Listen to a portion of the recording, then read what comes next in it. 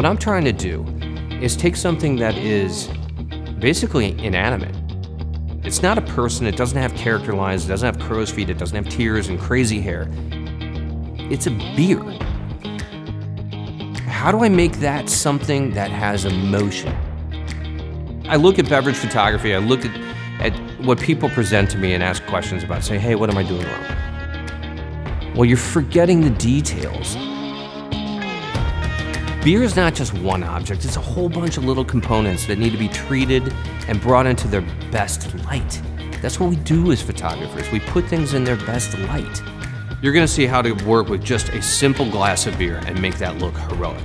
We're gonna escalate that into a bottle. What's important about the bottle? The branding, the labeling, the glow, the refreshment cues. And then we're gonna get to the bigger stuff. One, I perfect the parts. I look at all the little components of it and I make them as best as they can be. And I build a story around it. I understand the brand.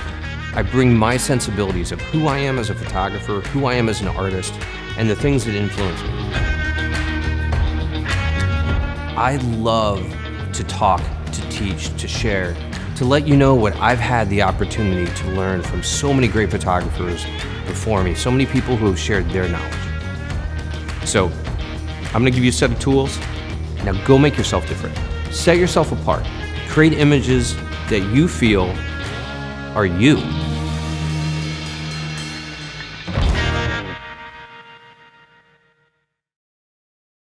So we had a good number of submissions for this beer review today, and I want to sit down and go through them. And I'm actually excited about this because we have some really advanced images and some people who have obviously just taken their first beer image and went ahead and submitted it, which I think is really brave and awesome of them to do, because it gives me a wide variety of things to talk about. We can talk about everything from prepping a bottle to lighting and composition and the overall quality of the image.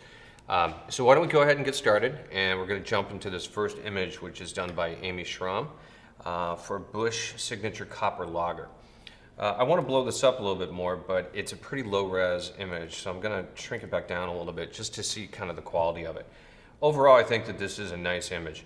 There are a couple things going on here that I want to first call into question, and that is perspective.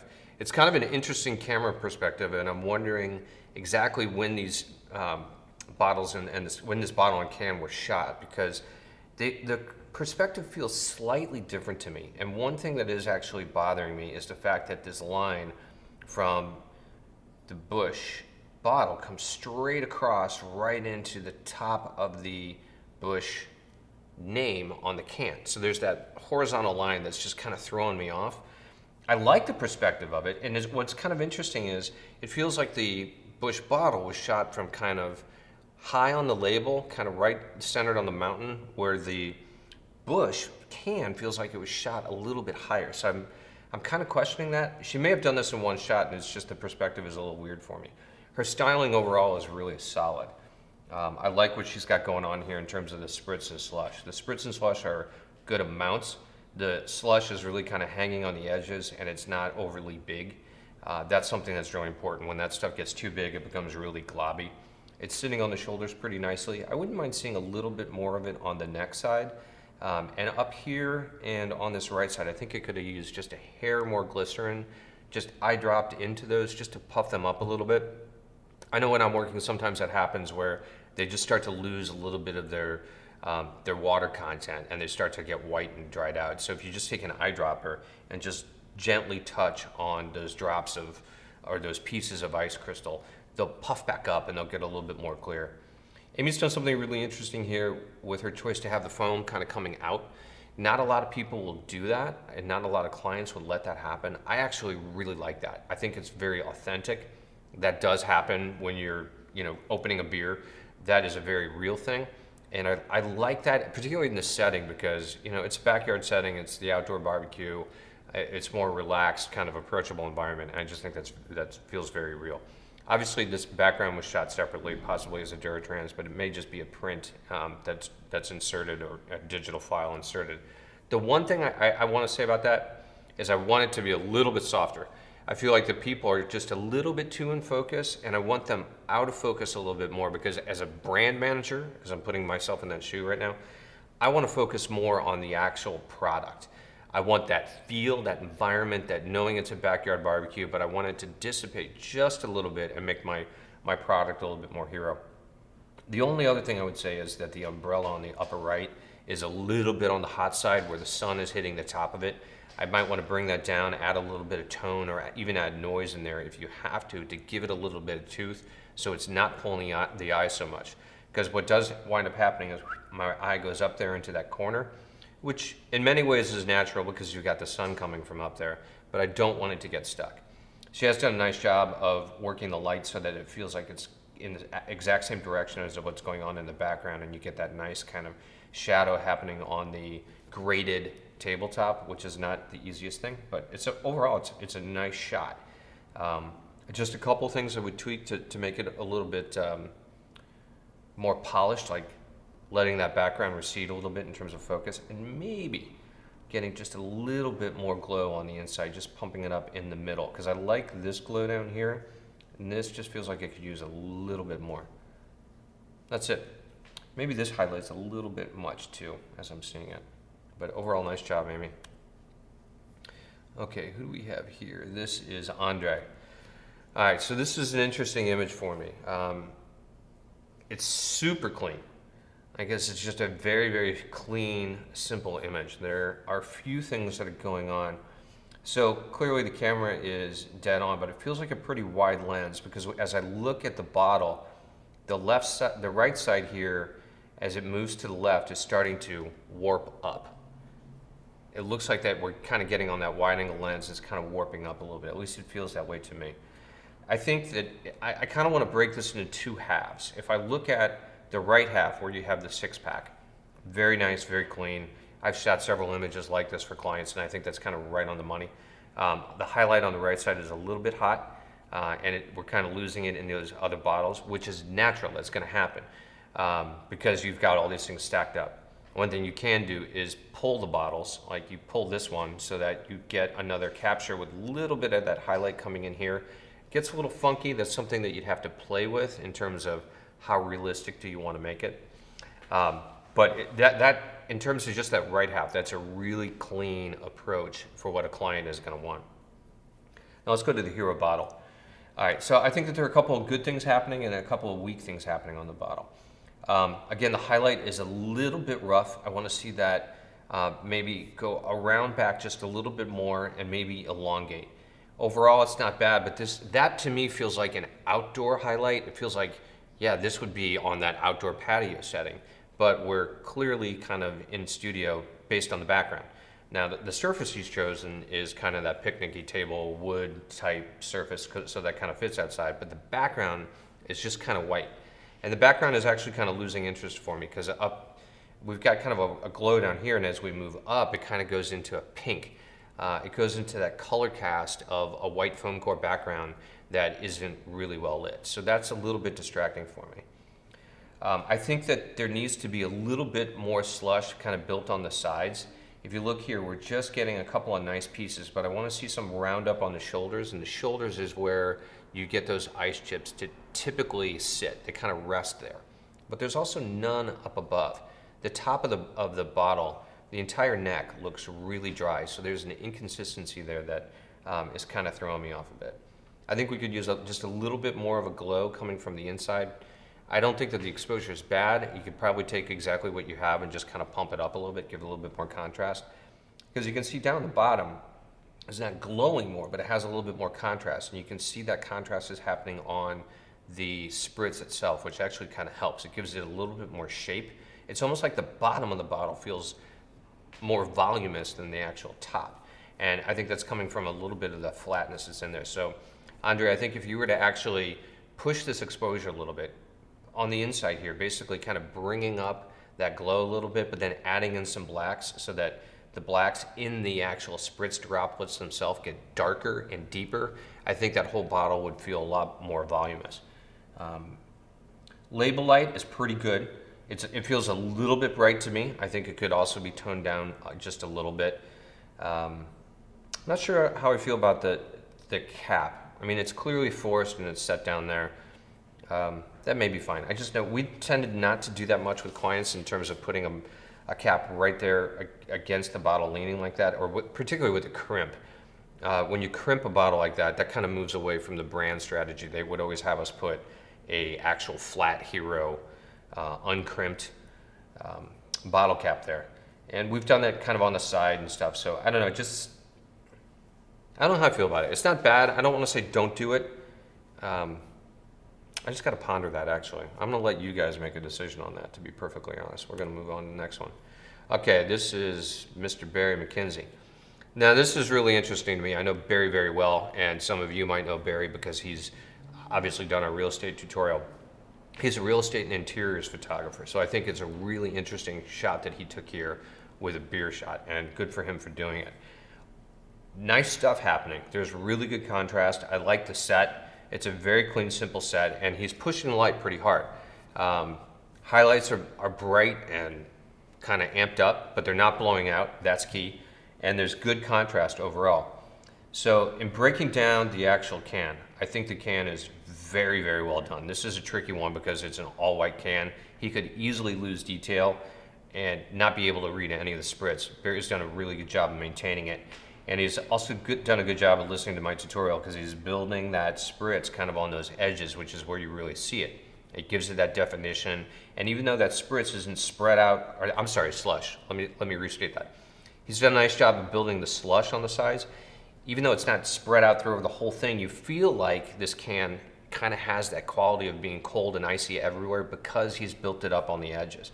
He's brought some on the interior, clearly, in order to make it realistic, but it's kind of sitting on the edges, which is good. Great job lighting the can too in terms of, for me, what I really like is that left to right reading, highlight to shadow, which is giving it really good volume. If you look here, this is kind of the bright spot of the can, and we're moving around and we go into nice shadow, and there's a really good shadow detail, and you can see how that spritz and slush is really jumping off. Particularly, like, let's look just in this section. You see those little tiny spritz droplets, but they're really visible. They have great contrast and they're kind of popping. And then you move back into the slush over here on the side. And one thing that's kind of interesting that he's done here is he's got a good amount of fill light. There's a lot of fill coming in on the shadow side. Not necessarily bad. It's actually, in many ways, making the can feel pretty voluminous. And I think if this shadow just went around and got darker, it might be almost too split, like it's half lit, half dark. So in that case, I think it's good. Where I think it gets a little tricky is the fill light really feels like wraparound when I look on the actual beer pour in the glass behind it. I think it's getting really bright. And that part is starting to be in opposition to the way the light is coming from on the background. So we have this light on the left side that's coming in and it's raking across and going right. You can clearly see that on the surface. But then that right side of the bottle, or the glass rather, has a lot of light coming back onto it. So that's something that I might tone down a little bit. Maybe even bring in a black card, a real thin one, just to kind of cut that wraparound down. The beer itself looks really good. Again, great job with the spritz. It's nice and detailed. You really get the sense of the volume of those droplets, even though they're small. He's done a good job of lighting it and getting contrast. I think that the beer head, in terms of where the head is hitting on the actual glass, is perfect. The one thing that feels a little bit odd is it feels like the top has been cut in post. Like that line is just so clean that it feels a little bit cut. So I want it to just come up a little bit more, because when you have a beer head that comes up over the top, it does kind of round out. You know, you get those like rounded edges of the beer head as it goes into the actual top of it, and that's missing here. It's just coming right off the edge and going across. So that to me feels like it's been cut in post-production. I think honestly that's the weakest part of the image. Overall, this is a really strong image from front to back. I think it's nice. So Barry McKenzie, nice job switching from real estate to beer.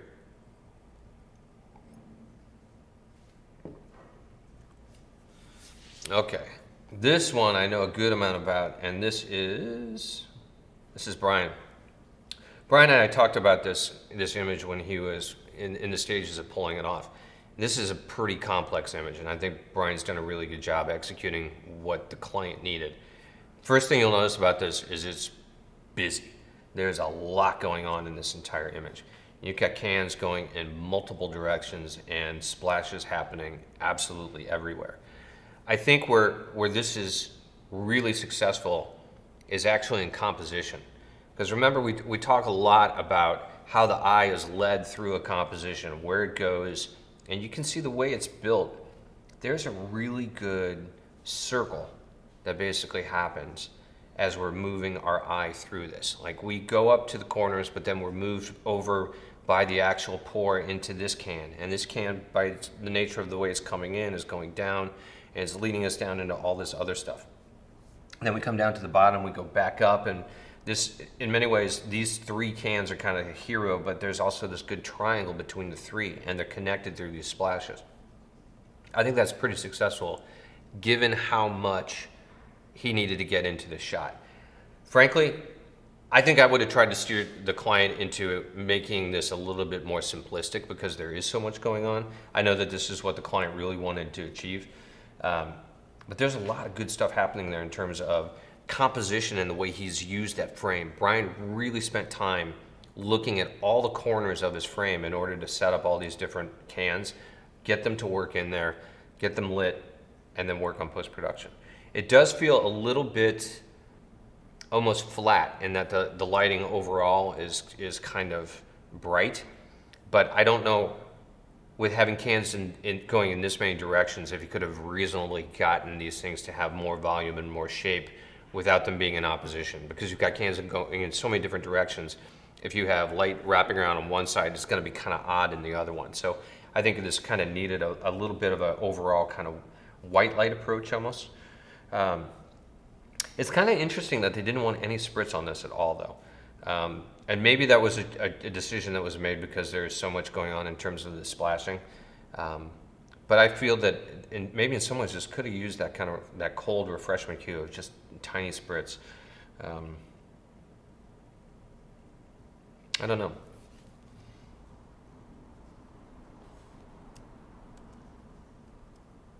Oh damn! I really can't blow that up. I want to get into these images even more. Maybe we need to have you guys submit higher res images because I want to see more of the details.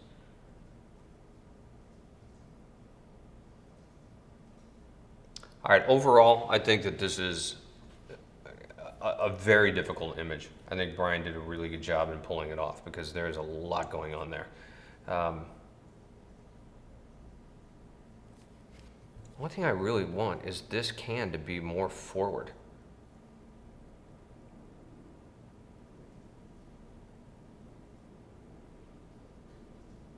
Of course, I'm sitting here and analyzing this and going back and forth and looking at, maybe that might be a struggle. In some ways, this can feels like it's the hero can because it is centered, but these bottom two take up a lot more real estate, so they're more prevalent. If we bring that can forward, these three are going to kind of align in being the same size, even with this one.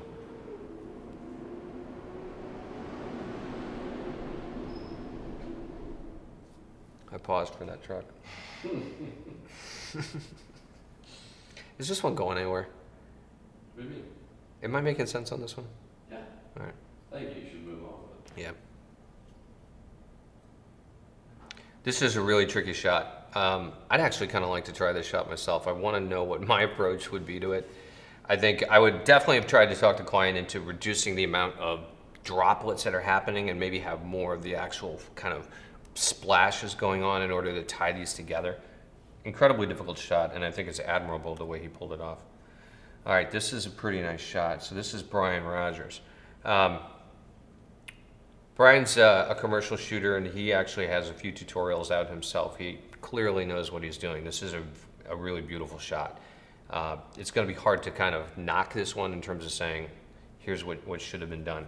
I'd actually love for Brian to post any BTS images that he has on this, because I think that it would be really beneficial for all of you to see how he did this, particularly the splashes, because that's a really difficult and beautiful splash to execute. And he's done a good job, because that curve, as it comes down here, really pulls in nicely down to the bottom.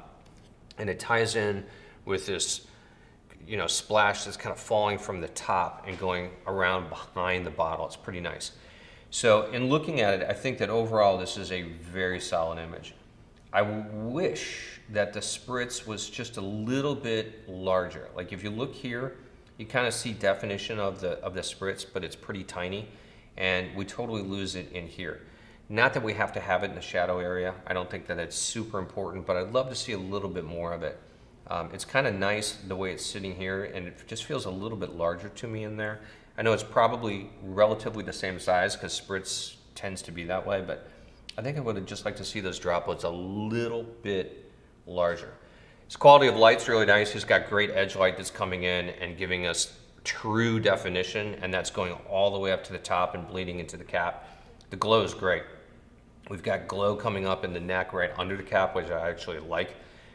Moving down into the neck and good glow down here.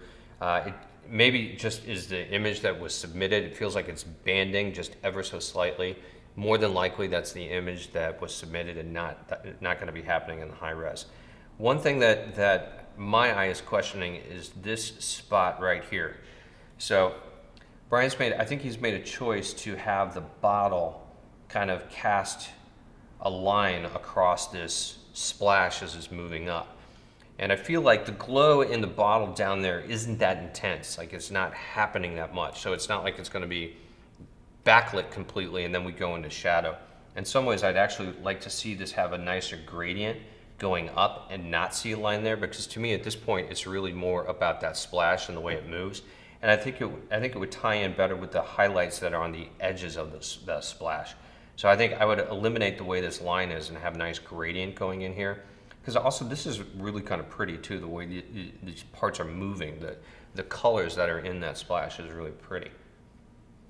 This is a great shot. So Brian, if you wouldn't mind putting up some of the BTS shots or even a video that you have, if you could kind of run through the different layers, I think it'd be great for people to see the way you put this together. It's a great shot. Love it. Okay, who do we have here? This is another Brian Wilson. Okay, so Brian Wilson, there's some interesting things going on here. Nice detail shots of beer are always good. Clients really like it. You've got a couple things that are really working very well here, and the first and foremost is going to be the amount of bubbles, the carbonation that's so clear and visible that's happening on the inside of the beer. It's really kind of popping. I feel like we're losing some of the detail in the actual spritz that's on the glass. You can see that we're just kind of seeing highlights underneath. We're just seeing like a little crescent moon, and we're not seeing any of the spritz. So I think that those droplets needed to be bigger, and there needs to be a bit more contrast going on in light. Now, if you come around the side, you can see how those droplets are more prevalent, but what's happening is they're panning out. So instead of it being like a droplet that's, let's say my hand is the glass, instead of it being a rounded droplet, it's panning out, it's really flat. And that's because there isn't enough tooth for the spritz to stick on the glass. It's probably just a smooth piece of glass that has nothing on it, no kind of coating. So Brian, I would recommend trying this again with either shoe polish, just clear wax. You can use car wax, like turtle wax. Just running that onto the glass and then buffing it out should give it enough tooth where it's gonna actually grab and let those beads kind of sit up. The other thing that you can do is you can use crystal clear, but I would use the gloss crystal clear and just know that it's gonna actually change the quality of the glass. So your logo for Stella might get a little bit funky. That's something that you have to play with, and it kind of goes on a case-by-case basis. Another thing, we're losing tone up here in the actual head itself. You can see the really tiny little bits of carbonation, and then they just move up into white. I think we need to maintain that a little bit. And the last thing I would recommend is actually taking a little thin black card and holding it in and just going kind of along the edge of that glass so that we get a little bit of black reflected into that edge so we have a defined edge. It's really kind of bleeding out into the background. Number one, it's getting soft in terms of focus. And number two, it's getting the wraparound effect where that white is kind of bleeding in. So you don't have a good defined edge. I would work on that too. And that's a really simple fix with just a card. But overall, it's a really nice shot. It needs a little bit of contrast in it. Again, we're losing a little bit of tone in the head of the beer that's starting to run down the glass, which I like.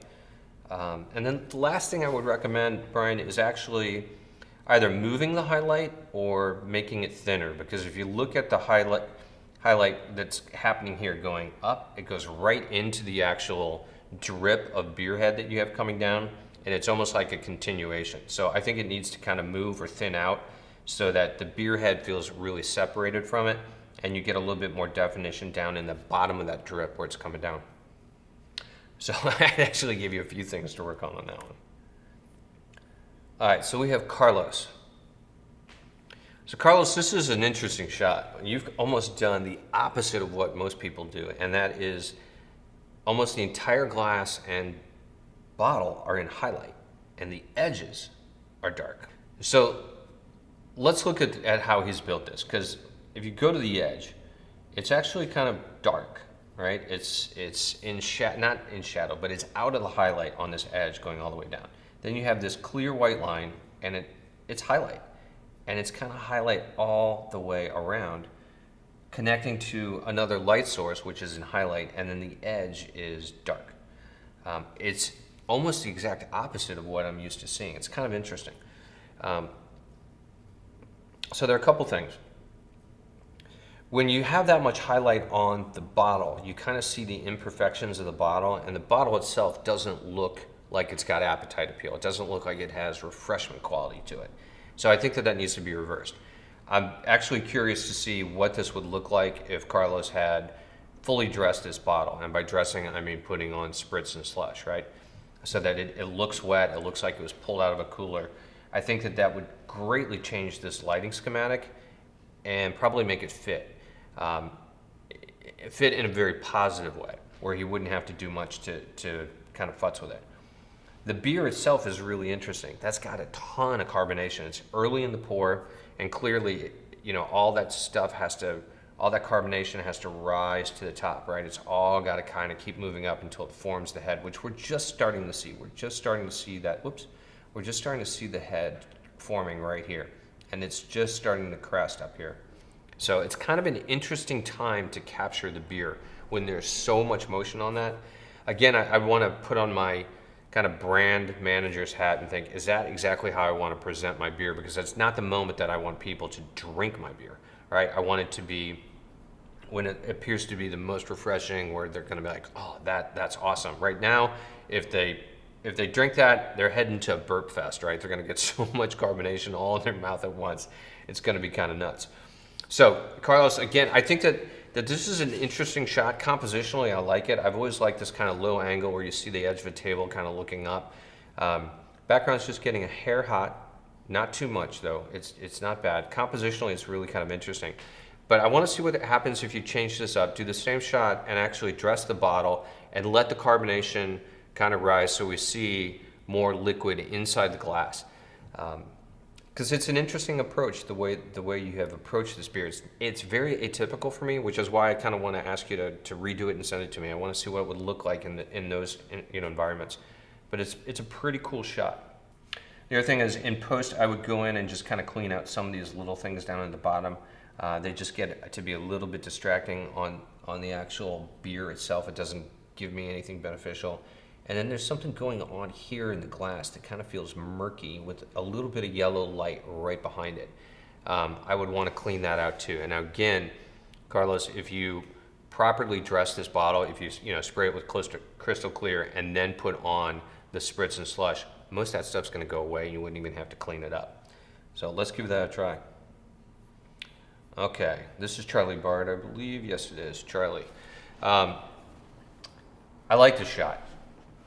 I love the action pour shots to begin with. Now this is kind of interesting. Really bright white makes it very kind of graphic. There's just a couple of simple things here. This glass of beer and this can, and they're kind of coming in. And the can is filling up the glass. And then there's this stuff going on the surface where you got this little chunk of ice and some splashes and some liquid. Very simple composition, but the eye moves through it really nicely. I think that Charlie's done a couple of things here that are right on the money. I think that the size of the head, given the fact that this is an action pour, is right where it needs to be, and I like that the head is coming up, pretty high. The only thing is it's going to kind of overflow right here, and we're kind of losing the way that beer is pouring into it. So I know this is clearly done in post. Yeah, Charlie, take a look at this and see what you can do to kind of blend that a little bit better. I do feel like the head might be a little bit high for the fact that there's still beer coming into it. Ultimately it's gonna pour over in just a second. The other thing I'll say is I think that this highlight is really pretty big. It's twice as wide as the lettering, at least half of that lettering is. So my eye is really getting pulled to it, and I want to concentrate on this OJ, right? Like I really want, again, brand manager hat, I want the OJ to be kind of heroic. So I would thin out that highlight. I really think it should be half the size that it is. We are losing that edge. So again, I would recommend taking a really thin black card. And I will cut a black card like a ½ inch long or ½ inch wide by 14 inches high, and just have it on a little clip and bring it in so I can get a really thin black line just on the edge. It really helps give definition, and you can play with that. You can thin it, you can kind of feather it out, you can bring it in a little bit closer to make it wider. It's something to play with when you're working with beer shots because it will really help you give that kind of definition to the edge. The one other place that I think is kind of falling apart, and I think it's a difficult spot, is down here in the base. Like, let's just look at the top half. Look at the top half. There's a good glow happening up here, and we're moving in, and we're getting the carbonation coming up here. There is this kind of odd line that's happening going across. I would just retouch that out because it's problematic. But there's kind of a real discrepancy down here.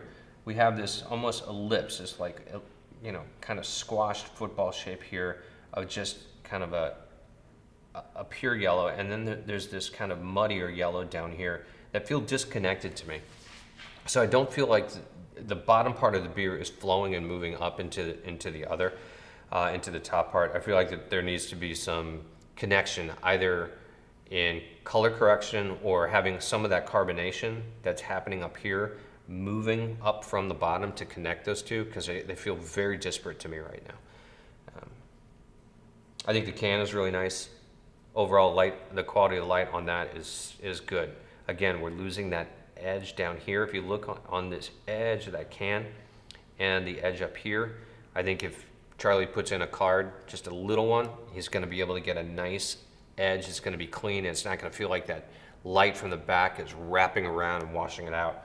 Wraparound is always something that you have to be really careful of, and it exists everywhere. And years ago, I used to work with a fashion photographer, and wraparound on the models was a big problem.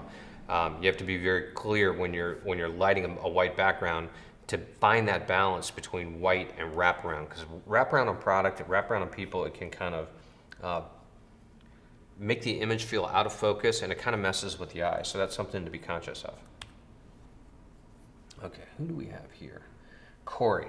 Cory, I think this is a really interesting image. I've looked at this and I thought, man, this is going in the right direction. I kind of like what's happening. I love the concept, right? So he's taking this cherry vanilla milk stout, putting it on a milk surface, and it has really nice droplets that just give you that notion of milk without it being like so hit over your head. It could just, this white background is just really simple, but this gives it that really rich, like creamy milk feel with these little droplets that are really well done.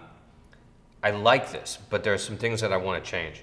First and foremost, again, it's all like surface lit, right? This bottle, because there's light in kind of close to it, and it's so glossy, it's really reflective, and it's just showing all the highlights and wiggles and all kinds of stuff going on in the studio, which is really distracting.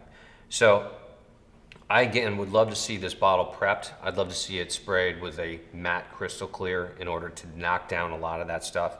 Now, in doing so, if you don't have spritz on a bottle when you put matte crystal clear on it, it does make the bottle look weird, so I think you kind of have to spritz it.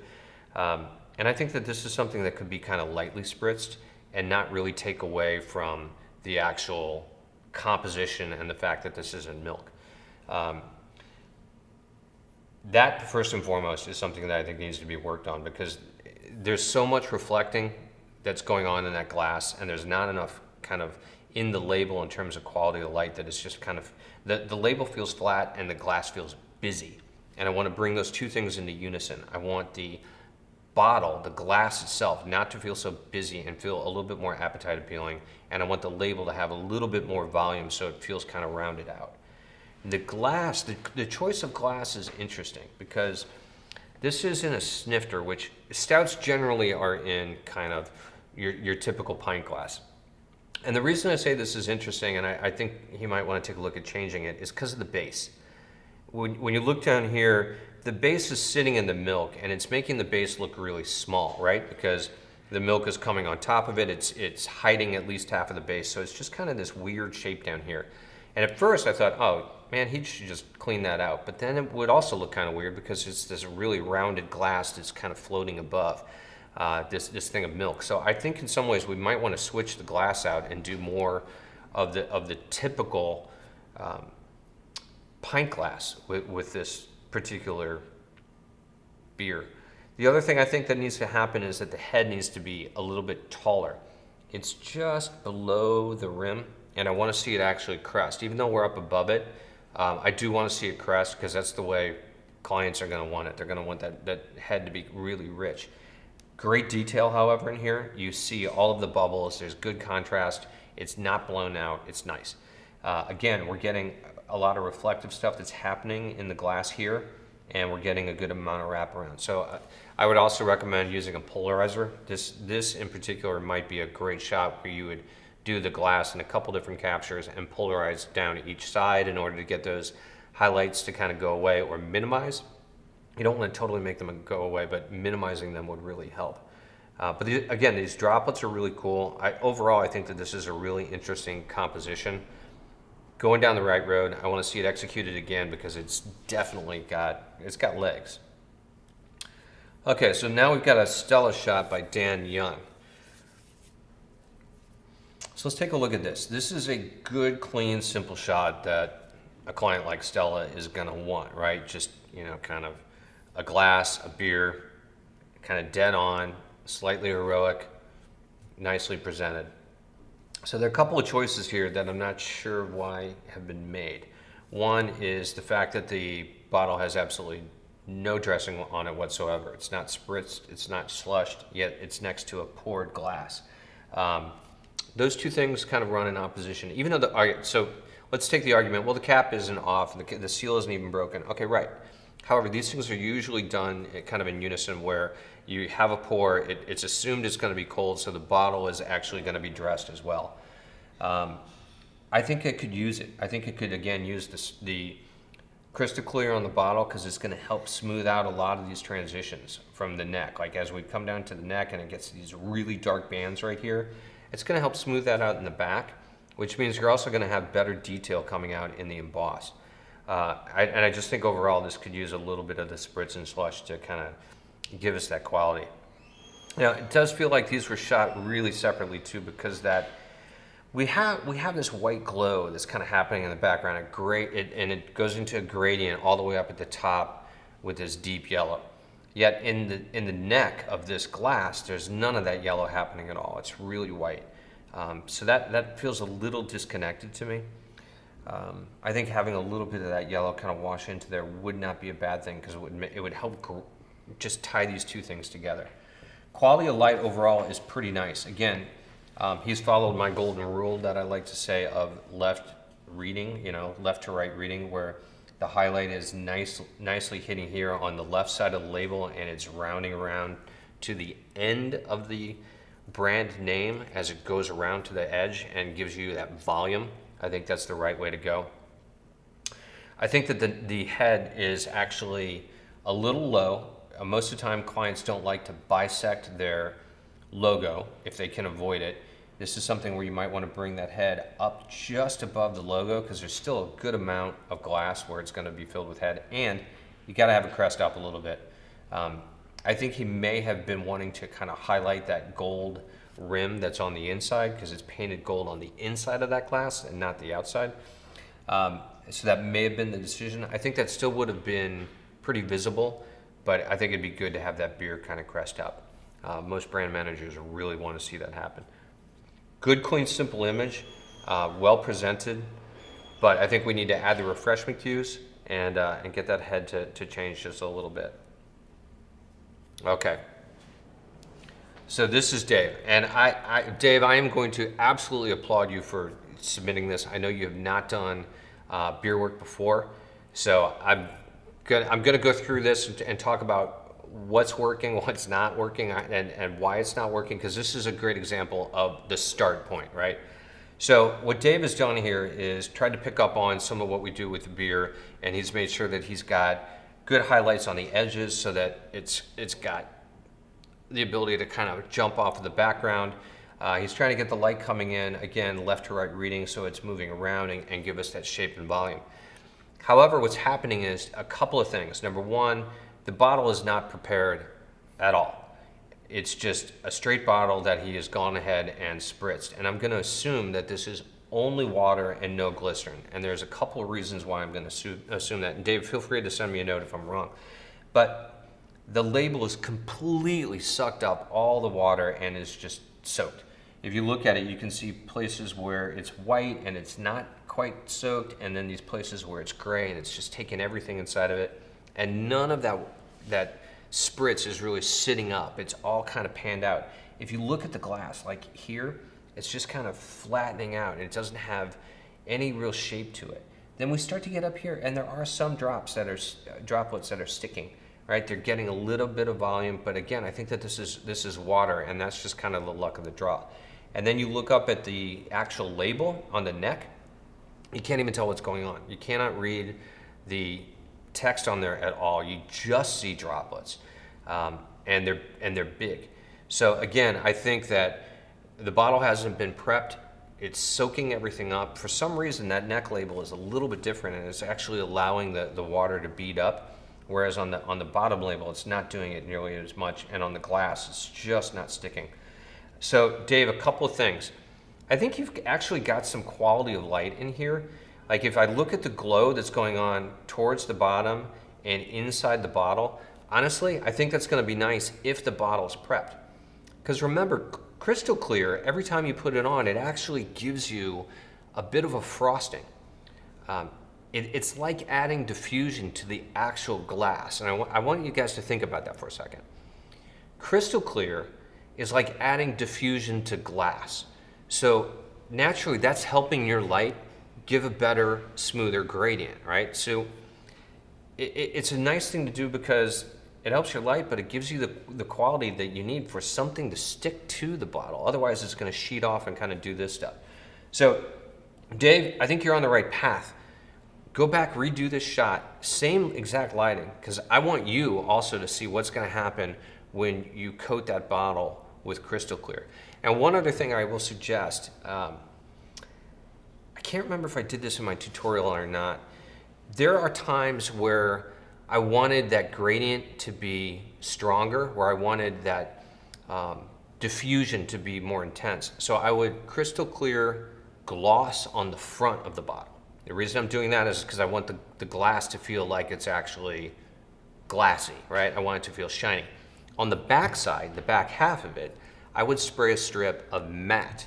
And the reason I would do matte is because it's far more frosted, and if I had a really direct light source on it, it would hit that and it would give me a nice gradation. So I'm gonna suggest that you try doing this bottle again both ways. Because you're learning and entering into the world of beer and beverage, and this is like your first attempt, I want you to try doing a couple different things. So get this bottle again, cover the entire thing with just crystal clear gloss, and do another bottle where you do crystal clear gloss over the whole thing and then crystal clear matte on a stripe on the back. Put it back into this lighting scenario and then fully dress it and see what it looks like. And you're gonna see some really big changes in the light quality, and you're going to learn a lot from it. So in fact, all of you can try that. I don't think it's a bad thing to do at all. And it looks like we got some textures that have been dropped on here just to kind of give it some interest. Dave, when you go back and do this, I also would like to see you drop the horizon line a little bit lower and actually maybe drop your camera a little bit lower.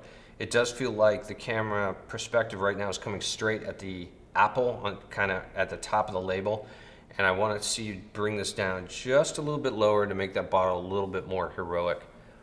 Last suggestion is to add a little bit of a kicker fill light in, just to get a little bit of light under that that neck and the bottle cap, because they're falling into pretty serious shadow. So again, Dave, thanks for submitting this and being brave to put one of your first beverage shots up. Awesome starting point. All right, so we have another David here. Lots of Davids and lots of Bryans. So this is another David. All right, David. I don't know what's going on here. I'm gonna be honest with you. Again, I'm gonna break this into halves. I'm gonna look at this image in two distinct different spots. And one is the overall composition, which to me doesn't connect. We've got this text that's going on that is bitmapped and really texturized and says stand out from the crowd. And then we've got this background of the grocery aisle that's just kind of desaturated as you get to the right side, but the left side behind the glass is really colorful and actually pulling my eye. I'm going to where it says Duke, I'm going to 28, and I'm going to Lager. So I feel that there's this disconnect happening. Stand out from the crowd. Well, what beer is this that's standing out from the crowd? Because it's just beer. It's like, it's generic beer. There's no brand name that's saying, okay, Duke, stand out from the crowd, or 28, stand out from the crowd. So I think overall this idea of this kind of being for a client or being some sort of a brand message isn't working. So let's separate the two. Because the other thing that's also not working for me is kind of the horizon line and the way that the glass is sitting on there. So I just now want to concentrate on the beer, because the beer actually has some really good qualities to it. Shot on white, very clean. It's what clients always want and always need, right? I think that there's a lot of good carbonation that's happening on the inside of the beer. I wouldn't mind seeing a little bit more over here. It feels like it's heavy and just coming on one side. The actual head is pretty perfect. That is the way you really and truly want a beer head to look. I think that the only thing it could use is a slight bump in exposure just to get it to be a little bit cleaner white. It's a little bit on the kind of muddy side right now, and that's just an exposure issue. I think that the highlight and the edge are nice, right? The two are working well together. It's got that kind of dark edge where it's got definition. I think the highlight could be a little bit more narrow and slightly feathered. So probably the position that it's in right now, I would rotate that light towards the camera a little bit and then take it back slightly. That's going to narrow it up and it's going to give it a little feathering. But it's nice. It's got a good shape. It hugs the kind of the bell shape at the bottom of the glass, and then kind of comes to this nice point. That's all really solid. We do have a little bit of glare going on the top of the base. That's something that can be controlled either with cards or with the polarizer. More than likely, your best bet is to actually go down the polarizer route. If I'm looking at this just as a clear, or a clean rather, strip out beer shot, I think it's really nice. It doesn't work with the entire composition. I don't know what's happening there. So I'm just gonna call you out on that. Maybe partner with an art director, graphic designer friend if you're looking to kind of build a brand message and go directly towards clients. Lean on some of your friends that can help you take your idea and up it. That's actually how my wife and I met. She's a graphic designer, and she was in the early stages of her career. I was in the early stages of my career, and we were constantly helping each other along. So I don't know, that's something that you can try, and you might get a wife out of it. I don't know, who knows? If you're not married already. All right, who do we have here? This is Dorian. I think that this is an interesting image for me. Dorian, I think you got some stuff that are really solid, like just beautiful things that are happening here, and some things where it's just kind of falling apart all at the same time. So let's kind of talk about that, because compositionally, I think this is really pretty. I love the surface. I love the background. These leaves are really kind of interesting. The quality of light on the leaves, like down in here, beautiful. The droplets that are on them are really nice. You look at like these leaves down here, the quality of light and the little bit of spritz, those droplets are really nice. I even like this light kind of coming across the board, giving it definition. It's got a little bit of green cast to it. It definitely feels it feels very natural, nature, mossy, wood, that it has that feel that I think you're going for, and the quality of light is really bringing that out. I even like this highlight that's coming through the bottle onto the other side of the wood. There are a couple of things that compositionally, I'm not sure what's going on. I think that's a pebble or a stone, but I'm not sure. And I'm not sure what's happening here either. And these are white spots that are really kind of distracting me, and they almost feel like they're offset. Like if I look down here, I feel like I'm seeing the surface of the floor in the studio, and I need to see like more leaf or more wood or something covering that up. I just don't know what that white spot is, and it's drawing my eye, which is a bummer because the bottle itself is actually really pretty. It's a great label. While we're talking about surface and light, let's go up to this upper left corner. Really strong sense of light. In fact, I'm seeing the light, right? Either this is a softbox right here, or there's a card that's just getting direct light and just being hit, and it's really bright, and my eye is going right to it. Now, clearly, this is our main source of light, right? It's coming down, and it's lighting our bottle, but it's a total distraction. It's taking my eye up there, and I'm getting caught, and I'm stopping. So I want to get rid of that corner, and I want to get rid of this pebble, and I want to fix this.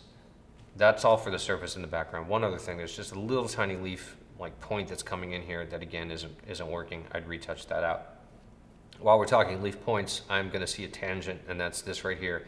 This leaf is coming in, and it's terminating right there at the edge of the bottle. I would move that or have it come in and hit a little bit different, not right on the edge. Now, let's talk about the quality of light on the bottle. Because again, I think this is a bottle that was not well prepped because all of our spritz is panning out. So again, remember when I say panning out, say my left hand is the edge of the bottle, and my right hand, this is a droplet. A droplet should be nice and rounded. When it's panning out, it's going like this. It's getting really flat. It just doesn't have any body. And that's because the glass doesn't have any tooth. It doesn't have anything for that droplet to sit and stick on, so it just spreads out. If this bottle has good crystal clear on it, a couple things are going to happen. We're going to get good shape, and we're going to get good contrast on the actual spritz. It's going to be far more defined, and this highlight isn't going to be so zingy. This highlight is just huge. All that water that's on the bottle is causing that highlight just to spread out and get massive. So that highlight is a huge distraction. The other thing that's a little bit distracting, I think that he's done a really nice job of getting the light onto this foiled label, right? This the lettering and this kind of squiggle line down here at the bottom, it has foil on it, so it's gold, and he's done a really good job of adding gold to it, and I like that the bottoms of it kind of get a little bit white. I think that's nice quality of light. But again, because this bottle isn't prepped, we're losing some of the detail in there. If you look on some of the lettering, like the M and the A. Special beer delivery for you, Rob. Oh my God. Well, I like this. We have a little beer delivery, and I'm having a beer review, so I may as well actually go ahead and have a beer, right? Make sure that doesn't go crazy on my Budweiser, good St. Louis beer. All right. Thank you, Gary. I've been talking a lot, and I needed something to quench my thirst, so perfect. Okay, so let's get back to this image here. The only thing that is distracting me a little bit, you do see some of that contrast of the spritz on the gold, and that's bothering me a little bit. I would just take a little tiny Q-tip, and actually take a Q-tip and pinch the front of it to make it more pointy, and then go in and suck some of that spritz off of the lettering so you don't get those little dark contrasty spots on that gold foil. Normally it wouldn't be a problem. When you're on a gold or silver, that kind of foil, that metallic labeling, that's really tricky, and it can get really distracting. So that's a place where I'll actually go in and I'll remove some spritz ever so gently. I don't want to take a bunch off and have it look like there's a dry spot. I just want to go in with a Q-tip very lightly and pull some of that off. Then the last place where I think we need a little bit of boosted gold is right here. If you look at this little bit of almost like a wing or something going on, that gold is being lost. So I'd encourage you to maybe hold a gold card in there just to get some to reflect in there, and get these golds to balance a little bit more. The gold and the light quality on the actual main text of the brand is perfect. It's beautiful. So I don't know. This is an interesting shot for me because I think this is a great example of an image where there are parts that are hugely successful and parts that aren't hitting the mark, and it makes the image fail. Let's go back and reshoot this again because this has got potential to be a real portfolio winner. Again, get rid of that highlight up here. We dress the bottle properly so this highlight kind of goes away. We get better spritz in here. We lose that panning out of the spritz. I would get rid of that pebble because I think that's a pebble. It's just distracting, and whatever's going on down there. Nice image overall though. Really well done. I really want to see you redo this because this one, it's portfolio worthy. So this next image is by Ed Bow, and if you haven't seen Ed Bow's work, he's really good and a very active member of our community.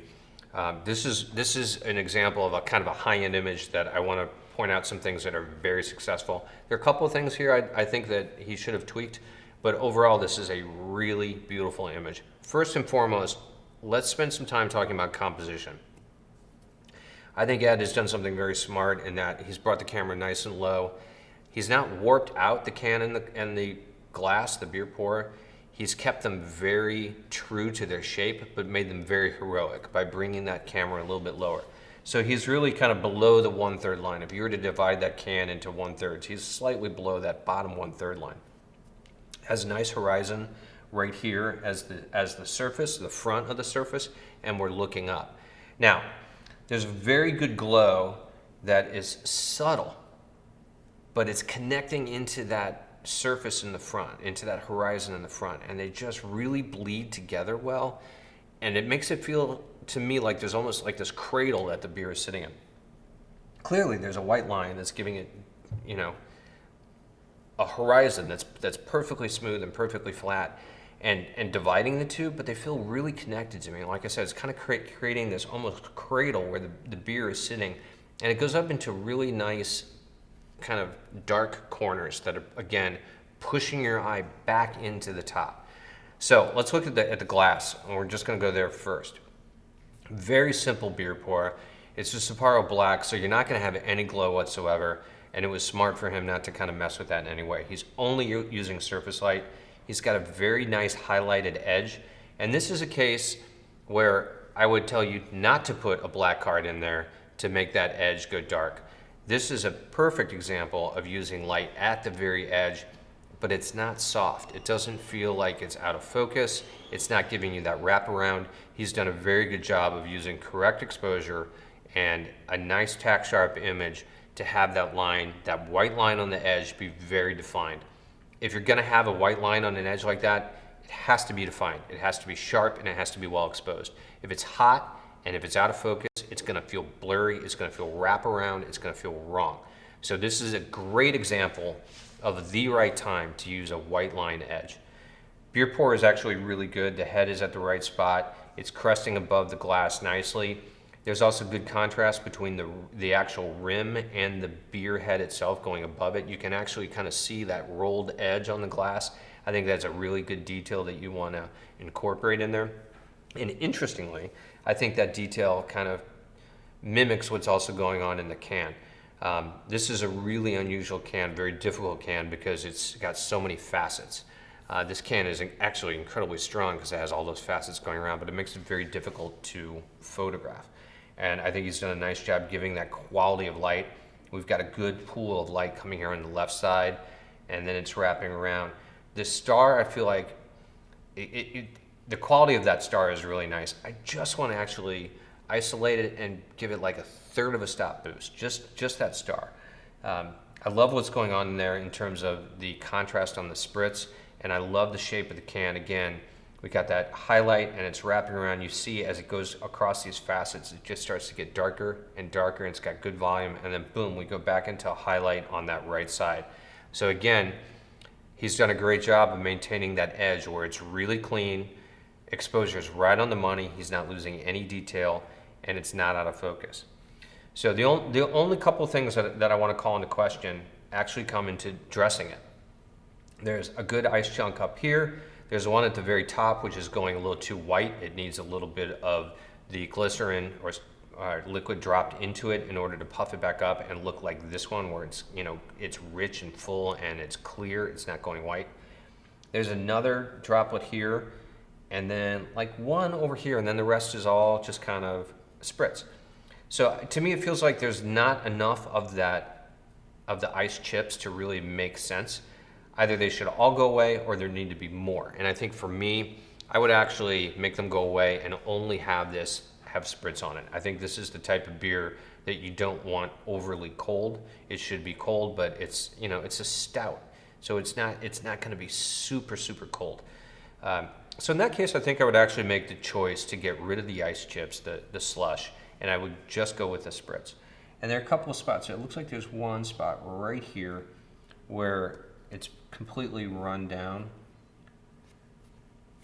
I think it looks like a runner had been there and just kind of wiped out that edge. It looks like there's a bit of a runner here too. And that's that ice chip that's actually slid down. Those are things that I tend to watch for because clients tend to call them out. They're like, oh, that looks great except for that big drip that's running down there. Now sometimes the drip can be nice. Usually it's up above, it's a little bit higher. Drips I also actually try to force too. I'll use a little bit of a special effect that's thicker than glycerin in order to get a drip to kind of pull down and stay. Because once it runs, it takes everything else below it out and you just have this clear spot, which is what I think I'm seeing here, and that is distracting to my eye. But that's it. I think that this is a really solid image. I want you guys to kind of study this image in terms of composition and light because I think he's hitting it on all cylinders.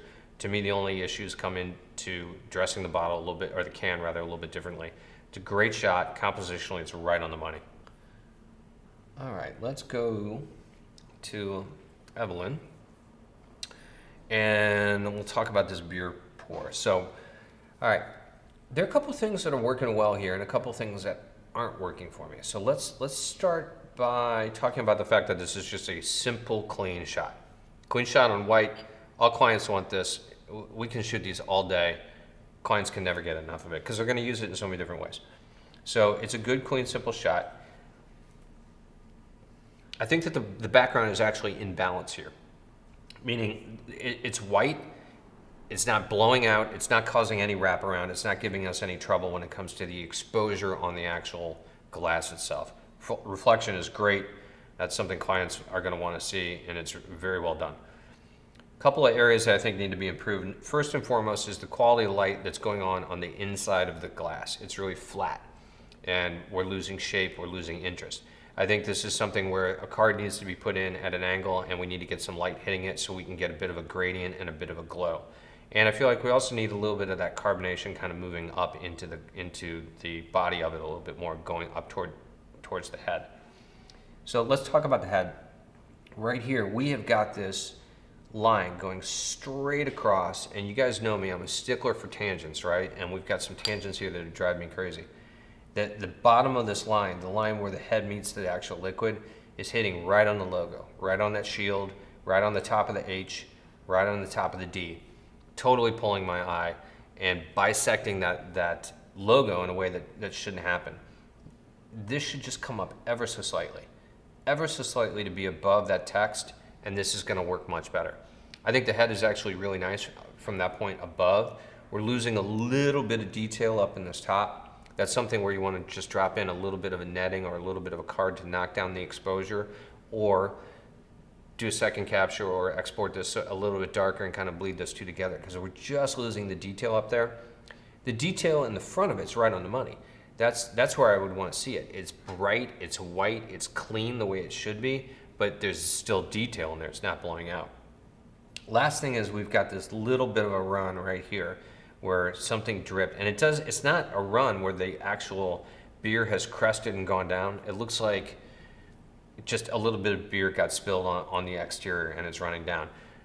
That shouldn't be there. A client would totally call that out and say, what's going on here? We got to get rid of this, got to reshoot it, or retouch it out. So that's something I would be very conscious about, because that's definitely a ding. Clean image. I would look at the head, bringing that up a little bit. That might be something too where you might want to go the other way. And this is something where I would actually defer to the client, because clients are really particular about the amount of head that is on a beer. Believe it or not, that can be very specific to the beer. You can have too much or you can have too little. In this case, clients really don't want it to hit the logo, and I don't. So I would either go slightly above, or if the client wanted to, you go slightly below. Depending on the amount of beer head that the client wants to see. If you're doing this for a portfolio shoot, you're not going to know because you're not having the opportunity to work with the client. This is something that you would do on your own. In that case, I would err on the side of bringing it up a little bit and having the head a little bit smaller. That's my choice. Take it or leave it, I guess. All right, we have an image here by Philippe, and this one is going to be interesting to talk about as well because there's a lot going on. A lot of really strong stuff in terms of lighting, and some stuff that I think needs work in terms of dressing. So first of all, let's talk about just composition, because this is a clean bottle. No, not clean, but this is a bottle on a clean background. Again, something clients can use all day long on a variety of things. Quality of light is actually really nice. The glow inside of it is beautiful, and I want to start by talking about the bottom. If you look down here at the bottom, there's a great gradient that's going on here. It's kind of hottish yellow here towards the center. It's moving across. You're seeing that deep red amber going into much deeper amber, and then finally into the edges. In the other direction, you've got the same thing going on. It's getting that deep amber. But notice that emboss. So there's an emboss in the bottom of this bottle that's really punched out because of the way he has that light. That glow is giving an awesome gradient on this, and that emboss is really popping out. That's something that is going to be incredibly important to a client because they spend a ton of money having that emboss done on every bottle, and they want that to really show. Great job there. We actually have another emboss up here at the top, going all the way around there, and it's totally lost. You can't see it. And a lot of that is because of the surface light that's happening up here that's washing out, and all of the slush, all of that chunky ice chips that are happening on there. It's just getting busy and it's going away. So it feels a lot hotter here. Like, look at the yellow down below the label, and look at the yellow up here. It's much more intense. So it's all kind of blowing out up there. I like the position of it. I like the fact that it's on the far right side. You get this gradient going back, and it's darker. To me, that's perfect because you have the highlight on the label on the left side moving around, and you have that opposite going on the inside of the bottle. I always talk about this as a take on classic portraiture. I think that's exactly where you want it to be, but this is just a little too hot, and it's kind of blowing out, and we're missing all of that beautiful emboss. So number one, I want to see him get that emboss back. And there are two ways to do it. Tone that down, and we got to talk about the dressing. There's way too much going on in terms of the ice chips, the slush. Big chunks, and they're really white. And they're kind of everywhere. Again, when I build a bottle, I really want to see it kind of built on the edges. Going across all through the inside like this, it gets really distracting. These are so big and they're so white, they feel just like pimply. They're chunks. Stuff like this, absolutely, these things should be half the size, and then they should be touched with an eyedropper filled with glycerin and water so they puff up. It's amazing when you're on set and you take an eyedropper to one of those things that's starting to look really white and kind of dried out. You just touch it with that eyedropper, and it'll soak up the liquid, and it, boom, it kind of clears out, and it just instantly goes to ice. That's what this needs. These things need to be half the size that they are, and we need about half as many out there. There's just way too much going on. So I would highly recommend redoing that with much less ice chips. The size of the spritz, however, is perfect, and I'm going to point out a couple of things. If you look at these spritz droplets, right, like they're pretty good size. They've got volume, they've got shape, but they're also really randomized. They're really small ones next to it. You've got that variety of size, which feels very natural. That's how it should be. So he's done a great job with the spritz. It's just the slush that's kind of suffering. And the last thing I'm going to call into question is I can't tell what's going on the background. If you look on the background behind the top portion of the bottle, above the label, there's almost like this line of smoke, like it's supposed to be cold or something. But it's really hard to see, and I can't tell what's going on. And that's something that, if that's there, I think the background should be much darker so that it pops off. I just can't tell what's going on there. At first I thought it was a mistake, and then I'm like, no, that's not a mistake. I think that's intentional. So again, if you're doing something intentional, make sure that it's read as intentional and not read as soon as what? As some kind of a mistake. So again, to recap this, I think that he's done a great job with a lot of the lighting, particularly in the lower half of the bottle. I think this is one of the better examples I've seen in a long time. A really solid gradient. It's popping out that emboss, but then when you look at the top, we're losing it. The light's a little too harsh, and that emboss is just going away. Combination of blowing out the inside, and then again, we haven't really talked about the surface light. He's got a top light that's coming down, and it's just creating a massive highlight up here, and that's completely washing out that emboss. So that is a great example of a light that needs a polarizer on it and a polarizer on the actual camera. So remember, dual polarization.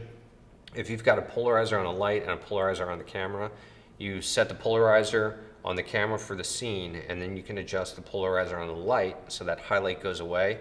You still maintain quality of light, but you lose that big hot spot, which is really important. So anyway, things to think about. Freddy Clark. Okay, one of the things I really like about this round of submissions is there's really solid stuff and stuff that I want to point out that's weak. And there's so many examples of this. And this is another one that I think has got great stuff going on and some stuff that is making me shake my head going, what's really happening here? So Freddy, let's talk about this. First and foremost, overall, I think that this is a really interesting shot. I like coming in on it kind of tight like that and seeing that kind of macro view. Great job with the spritz. It, again, very randomized, it feels very natural, and we have this disparity in sizes where you've got medium, you've got much larger, you've got these tiny droplets. That's how it would really be in real life. So I think you've done a really good job there. It's getting a little busy on the actual label itself in terms of the logo, and that's something where you might want to go in again with a really pointed Q-tip and just remove some of those spots. Not create dry spots, just remove some of these droplets so it's not as busy.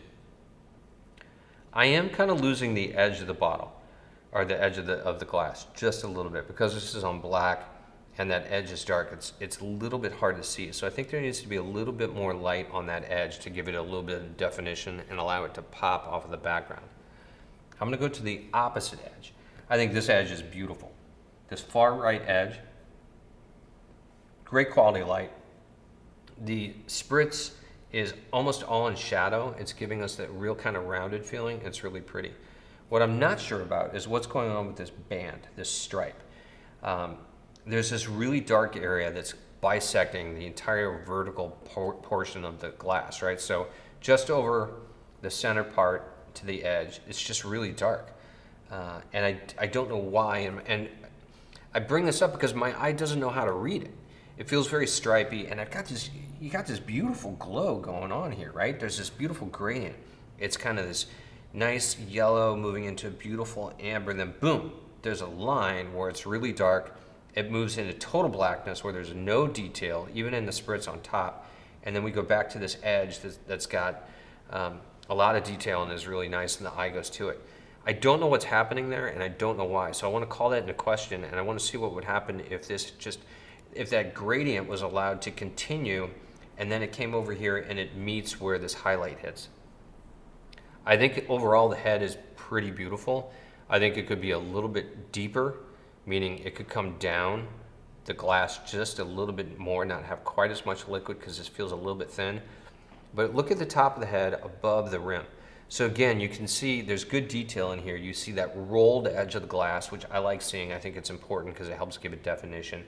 And then you get into the head, which isn't this perfectly flat, smooth thing. It feels a little bit more natural, and I like that he's maintained that, and I like that Freddy's got good exposure here. You see kind of these undulations going on in the head, and you're not losing any of the detail. So I really like what's going on there. That's very, very solid.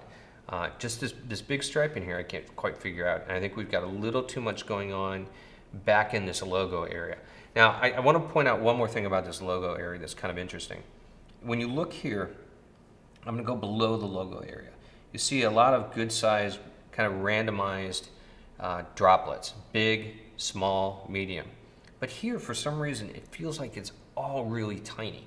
You're losing it. And again, I think that it's a combination of quality of lighting and just the way it was spritzed. And I would go in and just try to remove some of that little stuff to clean it up. That's just distracting for me. It's an interesting shot, really interesting shot. I've been in the world of commercial beverage photography for about 30 years. And over that time period, I've learned a lot about light and liquids and glass and form and shape and volume. How to create desire in the viewer so they stop and they stay there and they read that brand message before they move on. In this tutorial, I'm going to show you my methods and my tricks to make great beverage images. And I'm going to start at the very, very beginning. We're going to start with bottle prep, to remove back labels, to put on completely new labels, to get things ready before you even get on set. Then we're going to build a white line, black line set. It gives you the ability to quickly photograph bottles and cocktails on both black and white, which all clients need. But once we've mastered those basics, we're going to move into much more creative work. We build a storyline, we create character. So we pull things that are going to give tone and mood that all engage with the viewer. How you walk through making a cocktail look really good, but then how do you put that all together into a story? That's going to be the biggest thing that I can teach you through this tutorial. And it's my hope that you're going to feel like you are my assistant on these shoots, that you're going to be so close that you can really absorb what we're doing, and that you'll then be able to think in a different way, that you'll be able to make images in a different way, and that at the end of this, your portfolio will forever be changed.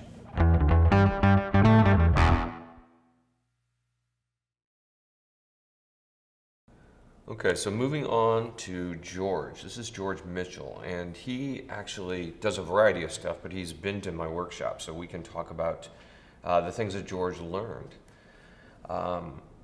Overall, nice shot. I like the composition. I like the way the glass and the bottle are overlapping and integrated. They don't feel like they're kind of two halves of the image. They feel very connected, which I think is actually important. I think there's an image coming up in a little bit where they're kind of just next to each other and they feel disparate. And I like the fact that you have overlap like this. I think it really just brings a lot to the composition.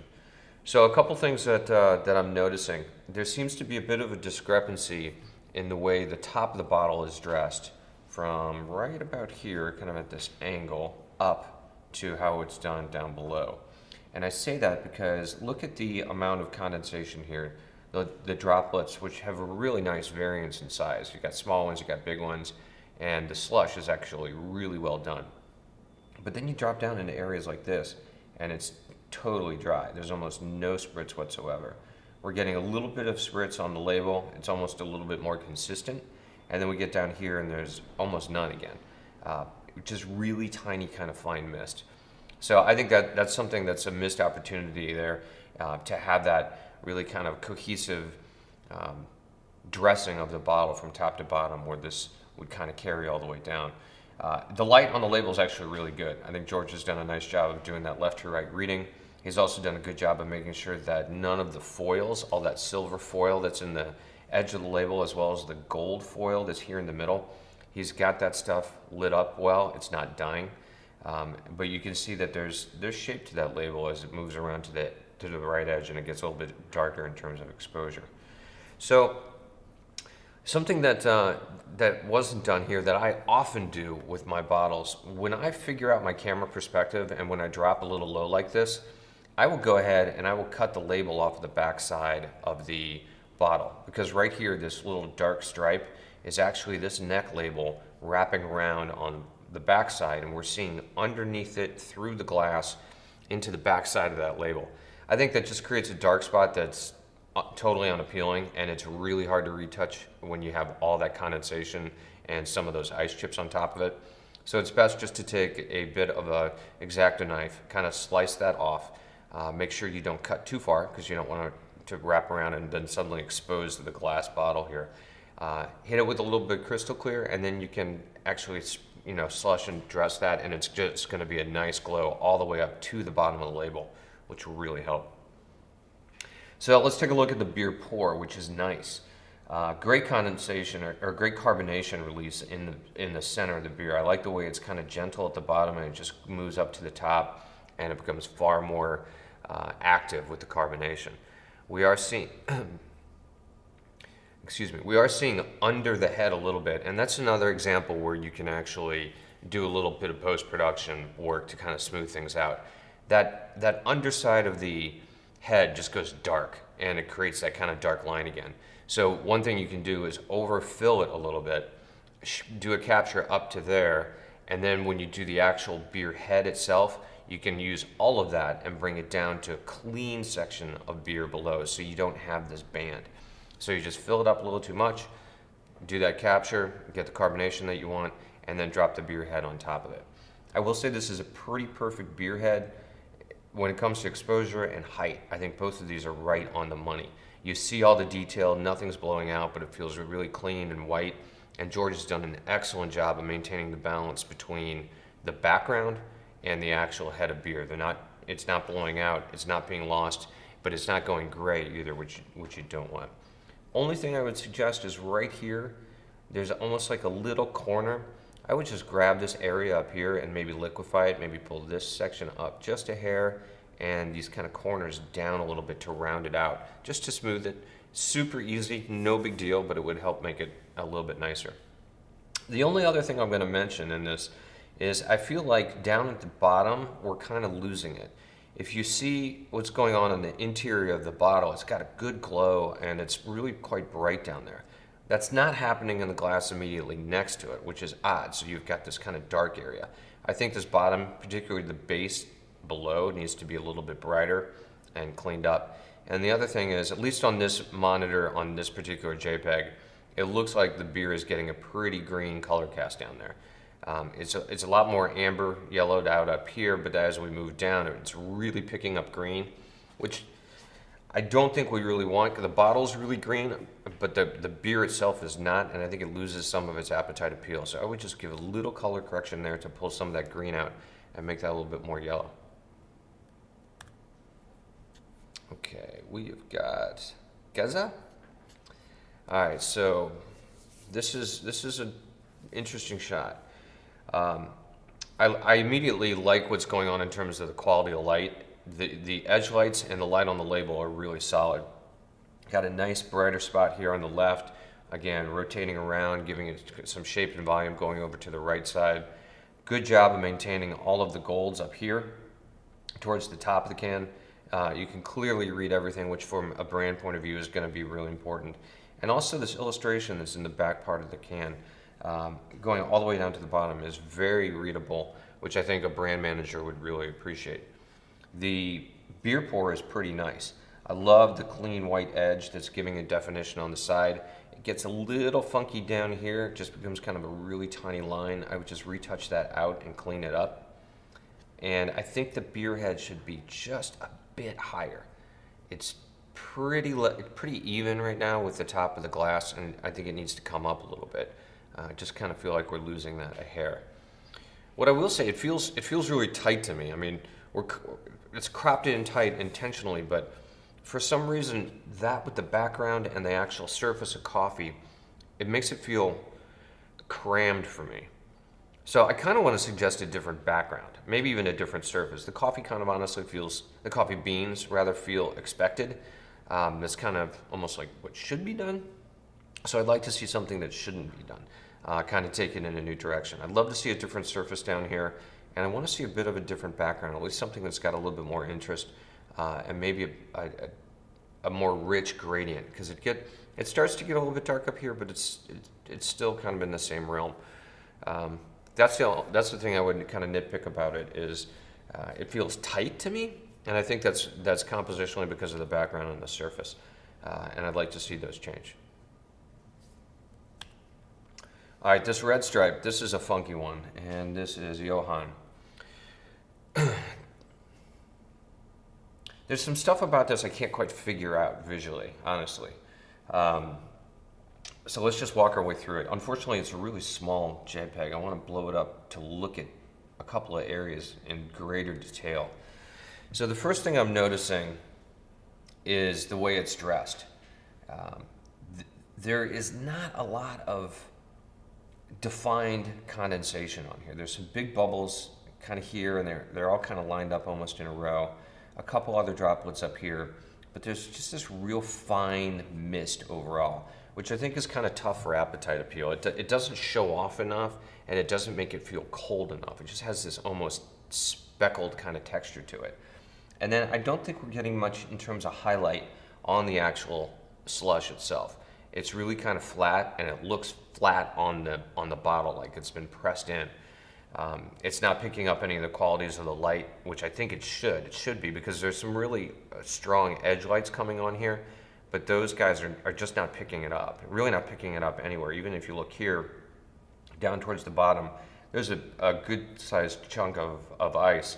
It's kind of in a shadow area, but right next to it is a hot spot.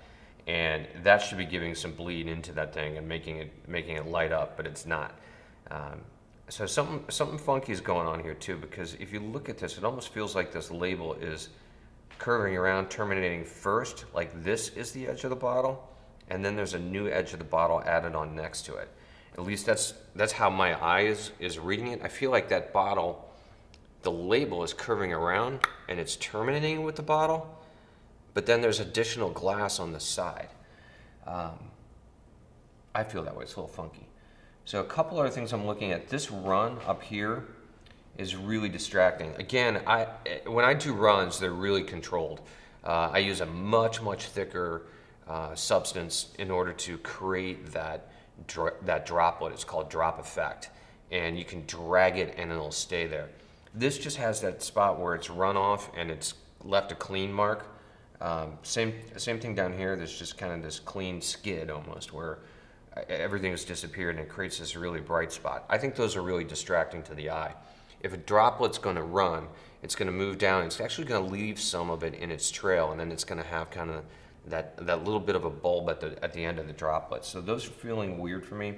You are seeing that bulb at the droplet kind of right here, but it's not enough. It's kind of forks and it distracts my eye. Edges are a little hot. Just a little hot. I feel like we're starting to lose some of the detail in there. I might want to see those knocked down a little bit. And then the last thing I would do, I would get rid of the type up here in the actual cap where it's crimped. It's upside down, it's backwards. I just don't think a brand manager is going to go for that, so I would have those kind of cleaned out. The glow's not bad. There's a good gradient, you know, in terms of going from top to bottom. I love these tones down here on the bottom. They're richer, but there's some nice stuff going on here as well. A little bit of surface highlight too that I think is a little bit much, but again, something's kind of funky here, and it's tweaking my eye out a little bit. Can't quite figure it out. All right, this one I like a lot. Straight up, I think that this is a really beautiful shot. Who is this? Yuri. I think Yuri's done a great job with these cans. Now they're presented completely dry, which some clients do have a desire for. Sometimes we shoot bottles and cans dry, mostly cans. Sometimes a client will want a bottle shot dry, but mostly it's cans. And that's when it gets kind of interesting, because the can being aluminum and being pretty shiny, without having any treatment on it whatsoever, without having any dressing or slush and ice, you're gonna notice everything in it. The light and the shadow is really gonna play off of this thing. And this is where I think he's really done a nice job. There's a lot going on here. Like there are these kind of stripes that are happening. So you've got, you know, this darker edge, then you've got a highlight, and then you've got almost like this darker stripe, and it's gradating into something a little bit more mid-toned. And then you have a couple of other little stripes going on here. Then it gets hot again, then it gets darker again, then it gets hot again. That sounds kind of weird as I'm listening to myself say that, but it's actually giving the can a lot of shape and a lot of volume. It's really kind of rounding it out, and to me, those feel incredibly round. I love the way they're composed. I think it's just kind of fun, and they're actually really cool. I like the overlap of them a lot. The only thing I want to come and bring into question is having this dark edge kind of inside, and then having a light edge again. I might have wrapped that around so that that edge is dark, and it just gives it a little bit more kind of contrast coming off of that background. because I think that highlight's a little bit distracting. I don't mind it so much on the left side, but I do on the right side. I guess because it's much thicker, and that should be the shadow side for me. Having that little kick of light come back in on the edge just gives it a little bit of funkiness. But great job getting everything to light up, particularly all of these silvers and stuff on the interior of the label. That's a lot of text and a lot of stuff to kind of manage. As that can is rounded out, it's reflecting everything in the studio. So it actually takes a little bit of work to get all those things to really look good and to kind of glow. Love the shot though. I think it's really cool. I like the way they're floating. A little bit of shadow down below, kind of forced in there, but very cool shot. And also, last thing I'm going to mention is I like the way the tones of the background were tied into the tones of the Heineken can. It's just a nice marriage of the two. It feels really cohesive, and it feels like this could easily just, bam, you could put a headline up here and some legal information down there, and that's an ad for Heineken. So nice job.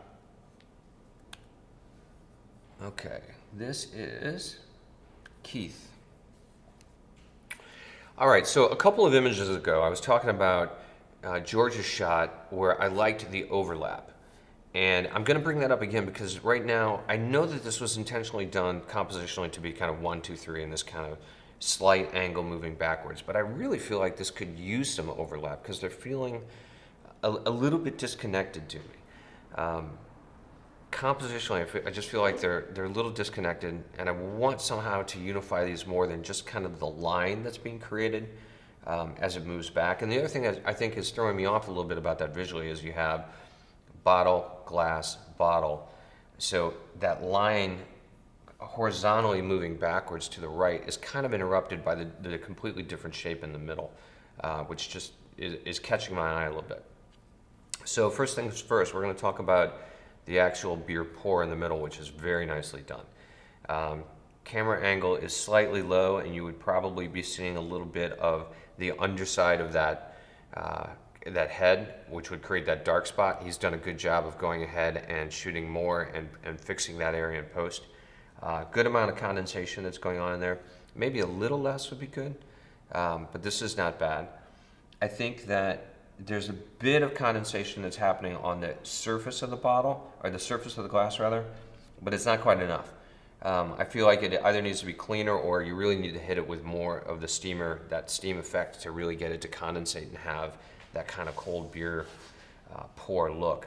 The head is actually perfect. It's right on the money.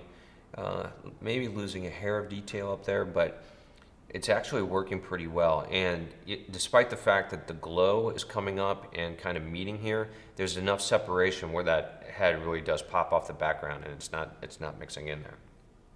Okay, so a couple of things I'm noticing about the light is that the light on the surface of the bottle and the glass, there's a lot of it. Like this highlight is really wide. I want to see that be about half the size that it is. It would be a lot more elegant. It would actually give the glass more shape, and it would do the same to the bottles. If you look here, there's just a huge amount of surface reflection on that bottle going all the way down the label, all the way down to the base. And I think it's way too much. In fact, it's glaring right here, and it's really starting to wash out the front of the canoe on this Pilsner label. Washing it out to the point where I think it's a negative, where the brand manager would be like, not digging that. Condensation's pretty good up here, and there's some decent ice chips that are happening. I think that they need to move around to the sides a little bit more, kind of giving that, a little bit of that outline, and then they need to be puffed up, just adding a little bit of droplet of glycerin and water mix to them right when you're about to shoot, just so they get juicier, they look a little bit more clear, and they're not as kind of grayed and speckled out. I think that goes for kind of all of them across the board on both bottles. Yeah, highlight definitely needs to be a lot smaller. And we need some more condensation going on down on the bottom, or some more ice chips. If you look at it, it's really just kind of going dark down there, and you're not seeing much of anything. And naturally, because the camera angle is a little higher and you're looking down into that puck at the bottom of it, you're not going to get a lot of light on there, so it's going to go darker. And right now, without having any droplets or any ice chips that are lighting up, it's just kind of becoming a black hole. It's kind of dying down there. So that's something I would pay attention to as well, making sure that this area down here is a little bit more dressed. And that's going to go with both bottles. The only other thing I'm going to mention is I think that the labels are rotated slightly in the wrong directions. Like this is pretty close to being straight, but if you look here at the P, there's a good amount of space between the edge of the bottle and the P on the label. And if you look to the opposite side, the R is right on the edge of the label. There's no breathing room. So that needs to be rotated just a little bit to kind of even that out. Or you got to go more. Go the opposite direction and turn a little bit more so it's intentionally off, because right now it just feels accidental. And I'm going to say the same thing for over here. In the second bottle on the right, the P is kind of right on the left edge, and the R has a little bit more breathing room. It feels like it just needs to be rotated a little bit. And that's kind of it. I think that I like the surface a lot. The reflection's good. I like the background. That halo is pretty nice. I would love to see one of these bottles overlapping with the pour. Probably this one. I'd want to bring the pour that way a little bit, then tuck that in just slightly. My personal preference. All right, this is Kyle. Pretty sure that, yeah. I've commented on this one before when I saw it come through the Facebook group, and I like this image a lot. I think Kyle's done some nice things here. There are a couple of things I still want to recommend. And some of this might be getting lost because the JPEG is pretty low res, but I actually kind of like what's going on here with the six-pack in the back. It's definitely a good read of the brand identity, what's going on with this marriage of Budweiser and Jim Beam. There's nice quality of light on there. There's just this little bit of pooling, and then it kind of gradates out and gets a little bit darker, which is nice. I think we're losing a little bit of detail that could kind of be here in the glasses. Just a hit more would be nice, because the glass bottles are just kind of disappearing. I think the beer pour is actually really beautiful. Again, I would love to see better detail of this because the condensation looks really tight and it's looking a little granular. I think more than likely that's because it's just a pretty low-res JPEG. Highlight's beautiful. If you look at that, there's a little bit of a strong quality here, and then it does a gradation down. It's not too fat, but it's also not too thin. It gives good shape to that, which I like a lot. And the beer head is pretty nice. It's just it feels like it's getting a little hot up here. I feel like I'm losing it just a bit and wouldn't mind pulling that back ever so slightly. I do feel like the bottle needs better condensation droplets. They're looking really tiny and they're not really picking up light so much. So I want to see those things get a little bit bigger and a little bit more randomized. Let me see if I can quickly go back to something that's got like that size droplet. Like the range of droplet sizes here as I'm scrolling around on this Peroni bottle. That large one, that kind of mid-range one, the tiny one, the other mid-range one. That's a really nice random effect, and I would love to see that kind of happening on here as well. Now, Kyle has done something important in making sure that the A in the Eagle, which is huge for Anheuser-Busch, is showing. I don't think it has enough contrast though. I think it needs to be pushed a little bit more. I think the beer in total could kind of brighten up. It feels a little bit dull. I think that could be pushed. And then the contrast can be added back in here. Get some blacks going into that A and Eagle so that emboss kind of pops out a little bit more. And then right here, the gold is really kind of suffering a little bit. It's getting kind of black. It almost looks like a bad mask, to tell you the truth, in some ways. I'm just not sure if that was done right. We're getting it a little bit down here as well. I don't mind the gold going a little bit deeper in terms of gold tone and being a little bit darker exposure to give me that volume and that shape. But that's going really dark. It's almost going black, and that's kind of futzing with my eye.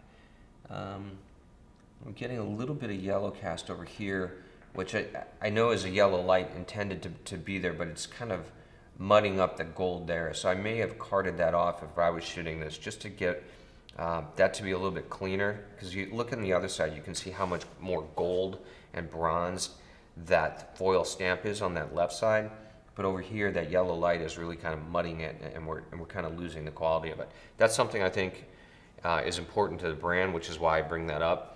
It's not a detail that I think a lot of people would die on, but I know that that's a detail that a brand manager would really be looking at, and I'm very sensitive to the brand manager's needs. Nice shot, though. I love the composition. Compositionally, I think that this is really beautiful. Couple things I want to point out about this compositionally. This bottle is nice and heroic. It's got a nice camera angle where it's low, we're looking up, and this bottle just feels really heroic. But there's also good stair stepping that's happening as we go from the right side to the left. The beer pour is pushed back a little bit, so it stair steps back, it gets a little bit shorter, and then again we stair step down into the six pack that's in the back, and it's just creating this nice kind of triangular shape, which I really like. Very simple composition, and you have nice leading lines here. There's a really good highlight coming in on this surface that's bringing us in towards the bottom of it, and then boom, we hit the bottle and we can go back up. And it's just a nice little light, and again, we see that yellow, that nice little light defining the edge right there. Only other area you might want to clean up is that little bit of a highlight right there. That's the pan head above. It's reflecting in the puck or the bottom of the glass. It's just getting a little bit of funkiness to it where you can kind of actually see the inside of the beauty dish. I might clean that up a little bit. Nice job. Okay, this is a nice shot. This is Law. Okay, Law's a big contributor as well. Does some nice work. Here's something I think is really interesting about this. I think that the condensation that's happening on the glass is in many ways exaggerated. It's too much. There's a lot of condensation going on here, and some of it has wiped away. However, I kind of feel like it really works because this is clearly a hot summer day. I feel like you're outside at the pool and you're just kind of kicking back and somebody delivered you a nice super cold beer. So I think in that sense that the almost excessive amount of condensation really works. I think we are losing some detail. Overall, this feels a little bit hot. We're losing a little bit of detail in the background, a little bit of detail here, but most importantly, we're losing it up in the top of the beer head, right? That looks like straight zeros to me. It looks like there's no tone in there whatsoever. We get a little tone back, and then we're going into some zeros over here again. I want to see that pulled back so that we have tone in there. So, I talk a lot about runs and drips and them being kind of negative. However, here, it's kind of working for me. And I think, again, because there's this excessive amount here where it's just super cold and it feels like, oh my God, that is going to run down the glass any second. It's just gotten so cold, this stuff is going to take off. And I feel like because it is such a hot day, at least to me it feels like this is a hot summer day, that it's all making sense. One thing that is happening, it feels a little funky on both the left and right side. We're just getting these white lines that are kind of going down all the way on the edges. It's almost like the beer is vibrating a little bit. So I think in post that needs to be cleaned up. Those lines need to go away because they're really distracting my eye. They need to be feathered and fixed a little bit. But it's cool. Now the one thing I will say about this, it's a simple beer pour and this scene, but there's nothing else. And I feel like there needs to be another element. Again, I've talked a lot about sociability, that brand managers and alcohol brands really don't want the idea of people drinking alone. They like sociability. So even just having a napkin or the edge of another glass sneaking in here, just something might help with that message, and it might help the composition so it just doesn't feel like such a one-off, because right now this is feeling that way. It feels very isolated and kind of lonely for me. But overall, I think it's a really quality shot. The exposure on the beer is really good. Again, just watch that head because we're losing detail in there. And maybe add something for sociability, but pretty shot.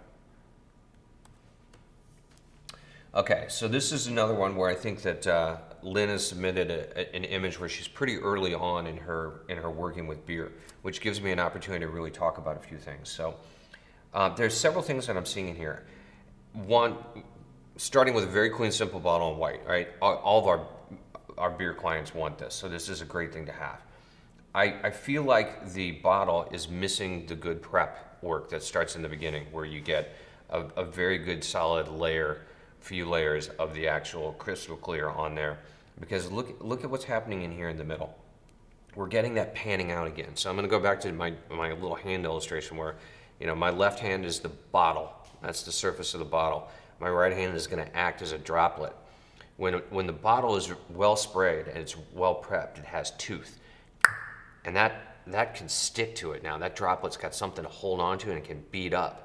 When the bottle doesn't have tooth, when it's just that really slick, unprepared glass, or it's been washed and it's got oils on it from either the dish liquid or people's hands, that droplet pans out.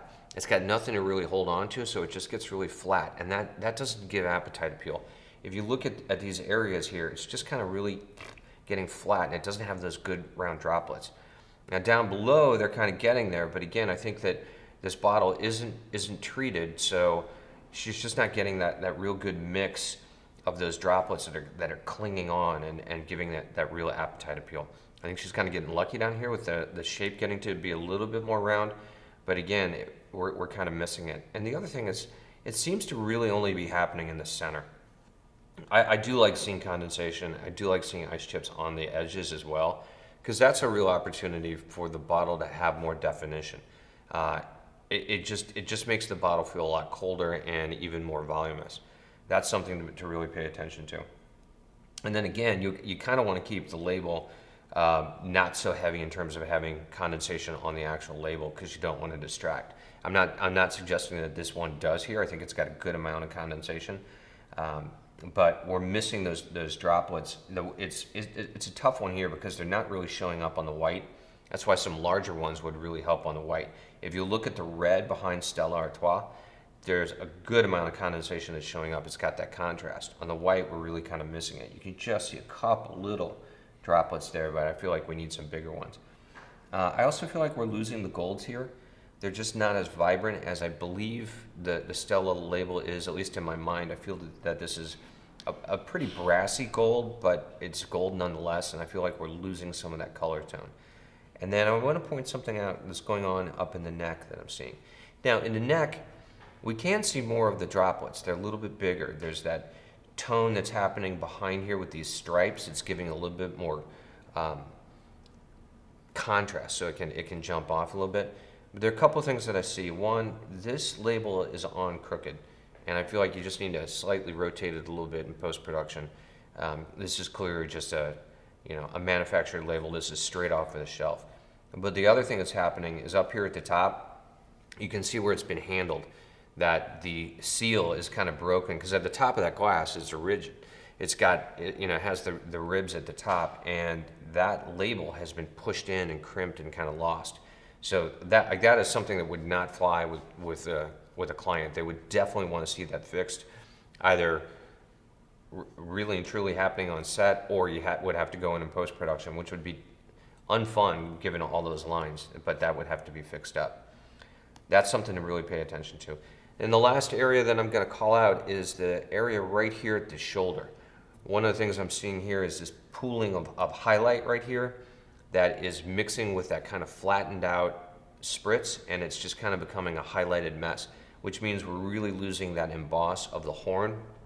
So the Stella Artois bottle has this horn right here that is embossed into the actual glass. That again is something that is really important to them. So I would be working with my card in the back to try to get this to light up a little bit better and have some better contrast so that could be seen. Now, another reason why I think that this bottle hasn't been prepared with crystal clear is the fact that this is really going dark. It just dies here in the back, and that glow isn't kind of blending from the top to the bottom as it would when a bottle's prepared. Because remember, that crystal clear is going to give you a little bit of frost effect, and it's going to kind of diffuse your light, and it's going to help the glow kind of spread out. So all things to look at. I really like, though, that Lynn submitted this image, because there's a lot of opportunity to really talk about where this can go. It's a great start. Okay, another Peroni image. This is done by Marcus. All right, this is really tiny in terms of the quality of the JPEG. So if I go up to the normal size of just the screen, I'm having a really hard time saying what's going on. So I'm going to shrink this down a little bit. All right, so first and foremost, I feel like it is a pretty nice shot. The bottle's clean, it has a good glow. It maybe could use a little bit more of a gradient in it, but I'm not going to nitpick that too much because there's some nice tonal qualities that are going on. There's good kind of hot spot in the center, and then it's doing a gradation out to the edges. We've got nice green tones picking up until you get to the edges that are really dark. The label feels a little bright to me, at least on the right side. Again, it might be because it's so small. No, the label's not bad. exposure on it is not too bad. It's really difficult to see what's going on, how much detail we have in the golds around the label. I feel like we might need a little bit more gold reflected into it, but again, I'm having difficulty seeing it because this is so low res. I'm not sure why it's off-centered. I think it's actually fine. It looks like it could be used for an ad with some text running down that left side. Visually, without text, it's kind of odd for it to be sitting off to the right, but that's not a huge issue. Overall, I feel that it's a pretty strong image. The condensation looks pretty good in terms of the large size droplets. Because it's such low res, I can't tell what's really going on with the smaller droplets, and I think we need some more of them, just in terms of a mix, so you get that more randomized feel. Like some of what's going on down here in terms of the different sizes, I feel like we need some of that up here. There's one droplet here that's going to pure black. That's kind of bugging me. Like here, you've got a little bit of highlight coming into it, which is nice. And I think that's something important to have, that contrast that's built into the droplets, because again, it really gives them volume. Nice kind of quality of light up here on the neck label. The golds are really popping on that, and again, that's going to be really important to the Peroni brand people. Tough one to comment on in some ways because the image is actually so small, but I think overall it's a pretty clean shot. I'd love to see this a little bit higher res, to be perfectly honest. Okay, this image, I've looked at this thing a couple of times and it is tweaking my brain out. Who is this? This is Marcus. All right, Marcus, you've kind of got me stumped here. I've looked at this 10 ways from Sunday, and it's an interesting shot. I love what's going on. In some ways, I can't figure out what's going on. So there's a lot happening with the light. This bottle really feels striped. It's got a ton of shape, and it's got a ton of volume. I love the camera angle. We're nice and low. It's actually making that neck kind of pitch back and almost like wide angle out a little bit, which is kind of cool. I really like what's going on with this bottle in terms of the shape. It's getting really stripy the way he's lit it.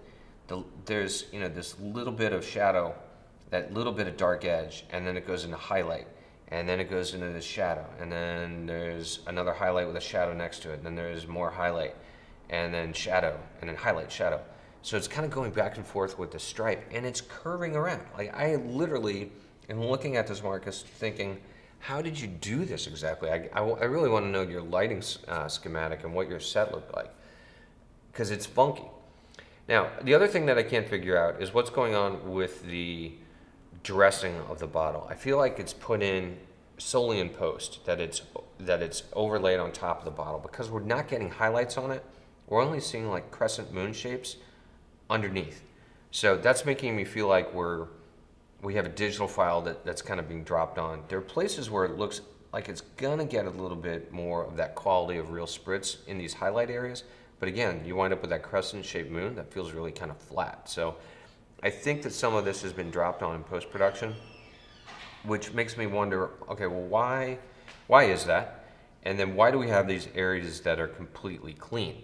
So again, we kind of have this striping going on with the lighting, but then we also have almost this striping that's happening with the condensation on there. There's a big swath of it, and then it's dry, and then a swath of it. Again, dry over here, a swath of it over there. So that's a little odd to me. I want to see this bottle really dressed, and Marcus, I really want to see what you did with your set, because I think the lighting is really interesting. I think the camera perspective is really interesting. There's some very cool stuff happening here. The reflection feels really kind of salt and peppery, like it's been kind of digitized, so I just feel like the bottle's been taken and flipped down, and just part of it's been dropped in there to create a reflection. So I'd like to see that be more real, to tell you the truth. But it's cool.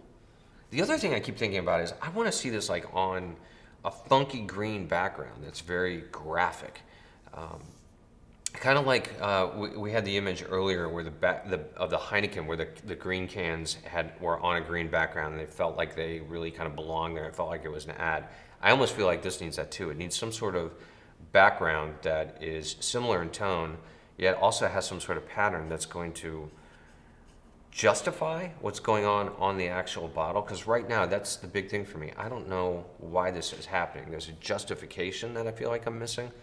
And I think maybe having a different surface, a different background, would give me that justification.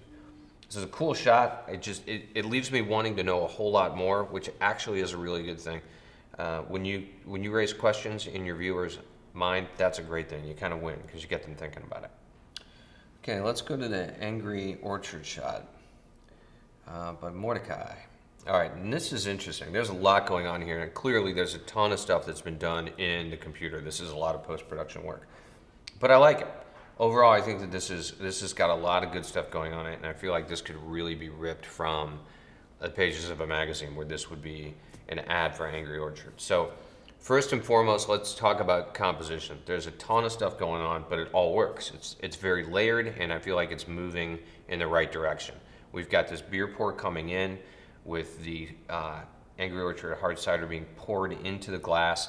You've got the 3 glasses sitting on this section of wood that's been sliced, which is resting on the tops of the bottles.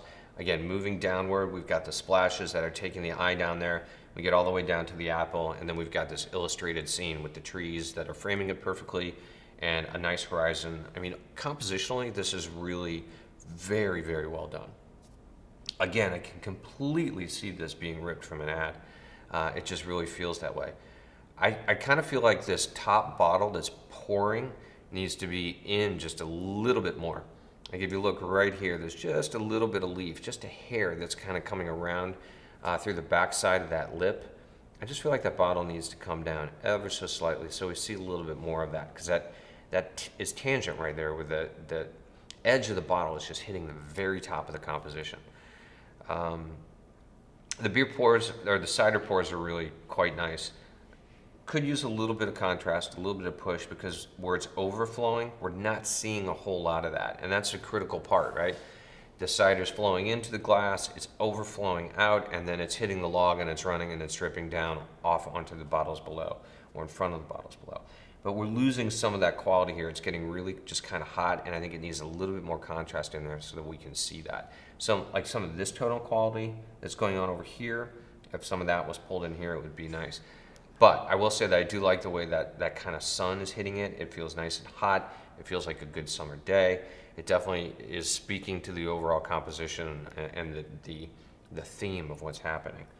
So let's move down now. I think the splashes are good and simple, and they're doing their job. I don't think that there needs to be any more than that. I really like what's going on this side in particular. I think that's really good, and it has nice movement going downward. The bottles, I feel like, could use a little work. A couple things that I'm seeing in the bottles.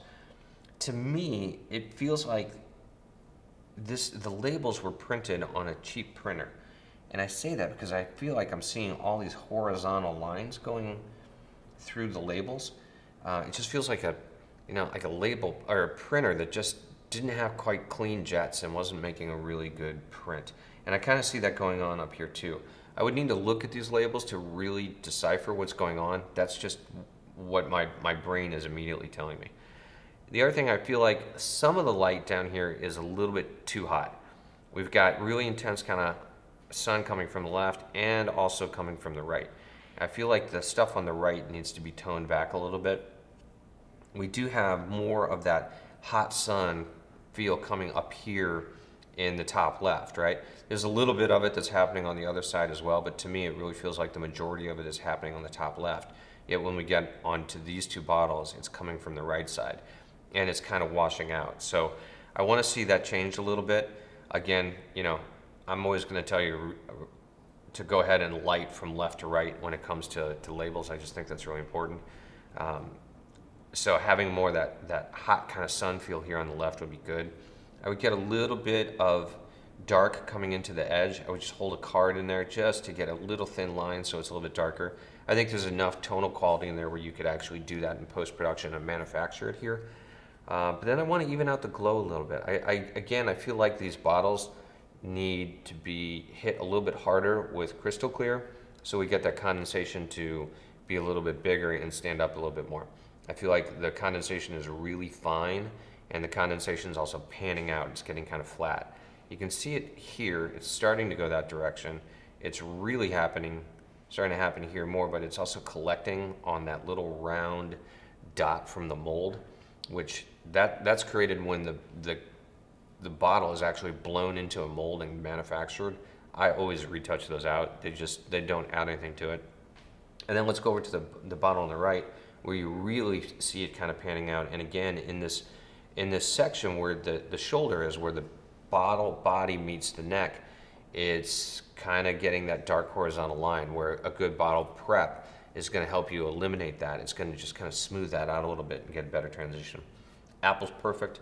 Overall, really love the composition. Really well done. Very nicely executed shot. Just a few things to do to make it a little bit better. All right, so let's take a look at this shot by Pablo, which is pretty nice. It's fiery, clearly. I like it. I actually like it a lot. I think that he's done a good job kind of picking the theme of fire clearly from the label and going with it. Tonally, he's done a great job matching the reds and the yellows of the fire in the label to the background and to the actual bottle itself, the surface of the bottle. So I feel like that's all working very, very well. One thing that I'm not sure about is the surface. It's just kind of got this funky little metal feeling to it. I'm not going to ding it. I'm just not sure about it. So we don't even really need to concentrate on that. It's a good spot. It creates a nice foundation for the bottle, and the bottle is nice and heroic, which I like. I love the shape of this bottle, honestly. I think it's really cool. So a couple things I think that are happening that are really nice. The bottle is pretty well dressed. It's only using spritz, which is fine. And he's got a good amount of randomized droplets. Nothing's too big. I think a little of it could be on the small side and could use a little bit more of the bigger stuff, particularly on the edges. Like on this left edge, on the entire top, I don't see a single drop that's big like these guys, and I feel like it could use it kind of going towards the edge. It's all becoming very small. The same thing down here on the shoulder on the right, we could use a couple little big ones. I mean, you can see them up here, and I think that actually helps it. But then there are a couple of spots that are really dry. Right here up at the very top, it's looking kind of dry right under the cap. I just like to see a little bit there. And then down below the label, this bottle looks totally and completely dry. We've got these series of dots that are going straight across, and that is either somehow oddly perfectly placed spritz, or it's the little tiny dots that are built into a lot of bottles that allow them to be grabbed by the conveyor belt as they go through. That is more than likely the case. But at any rate, I feel that it's pretty dry down here, and it's not cohesive with the rest of the bottle. Quality of light is pretty nice. I feel like this highlight is, again, a little bit big. We run the risk of I think most of us are tending to make these highlights pretty big. And I'm not sure why. I want you guys to pay attention to really kind of feathering them out more. Remember, you can always take that softbox or that strip light, whatever you're using, and turn it back towards the camera so that it starts to feather off. You're going to have to gobo it from your lens, but I actually turn them back towards the camera because I want it to gradate around towards me. And it'll create just a nicer highlight. Again, it's a pretty big highlight on the neck, but when you look at it down here, it's really pretty fat, and it's encroaching right on the E of the actual name of the beer. It should go to the left a little bit more and get off of that actual name, just to give it a little bit of breathing room because it's really tight. The only other thing I see going on is this kind of banding glow. If you look in the middle right here in this shoulder, there's a nice kind of highlight. It's the brightest spot here in the middle, and then it's moving out and it's getting darker and it's getting darker. But we've got kind of this reddish band. That's something I would be careful to kind of eliminate either when you're shooting it. However, that may be happening because of the size of this JPEG. Sometimes when you down-res an image, it will band. So I would need to look at the high-res file, and I would just ask Pablo to take a look at that, make sure that banding isn't happening. If it is, kind of work in post-production to reduce that, because that just is creating some kind of funky lines. Overall, I think that this is a really cool image. I think it's very successful. All right, I know this is Raman. I love this shot. Raman does a lot of great work, and you guys have probably seen him in the audience. He's a very active photographer and very talented. I think Raman, this is a gorgeous shot. I love what's going on here. So let's talk about this. It has this interesting feel to me because it's isolated, yet it's kind of monolithic, right? There's this one lone Peroni inside of the refrigerator, and the refrigerator has this really nice, kind of cool, clean tone. It's just clean white and blues, and it's very graphic, which I really like. And it feels like, all right, if you're only going to have one thing in your fridge, it's going to be this beer because it's just perfection. I like the way he has spritzed this a lot, and I want to call attention to this run right here. Grimm has done a really good job using a drop effect or heavy glycerin in order to create that. And you can see where it has that tail, where it's just kind of moving down, and then it comes to the head of the actual droplet. To me, that's the way a run should look. It's moving down, it's getting caught, you're kind of seeing that, you're seeing that movement, but it's not creating this swipe of just nothingness, which so many runs will actually create. This is the way it should really look. Again, I also want to point out edges. I think Raman's done a really good job of getting condensation on the edges, which are very readable. When you have a droplet on the edge like that, you can really see its shape, and that helps reinforce all the other droplets that are going on throughout the bottle. Even though they might not be as visible, just seeing those shapes really help reinforce what's going on. I do feel like the emboss could get popped a little bit. That might be something that you just kind of need to do in post-production to outline some of that and give it a little bit of contrast, because that is a hard one to light. There's so much going on in that emboss. It's covering a good third or more of that bottle, so grabbing that emboss is really going to be difficult to do. It might need just a little bit of it to kind of push it up. Label's really good up above. I don't actually mind this little bit of a highlight right here. It does kind of feel like it would be coming from the top of the refrigerator, right? It'd be this natural kind of light. I love how smooth and soft this plastic look. It's weird that a refrigerator would almost have this soft look, but it really does. The one thing I would say is I would get rid of this little bit of text here that says tempered glass. I would grab these dots or these dots here and just duplicate them and go across. Just get rid of that text. It's not a big deal. Like, that is a pretty minor little detail, but I think it would just kind of help it a little bit. That's kind of it. I do like that you see the bottom of the bottle right here coming through the glass shelf. You just see a little bit of it. I think it could use to go just slightly darker. Clearly, because you're going to be looking through this glass, it's going to be kind of milked out like it is, but I think it could use just a slight bump. This is a beautiful image. I love this. That's a portfolio piece right there. Raman, great job.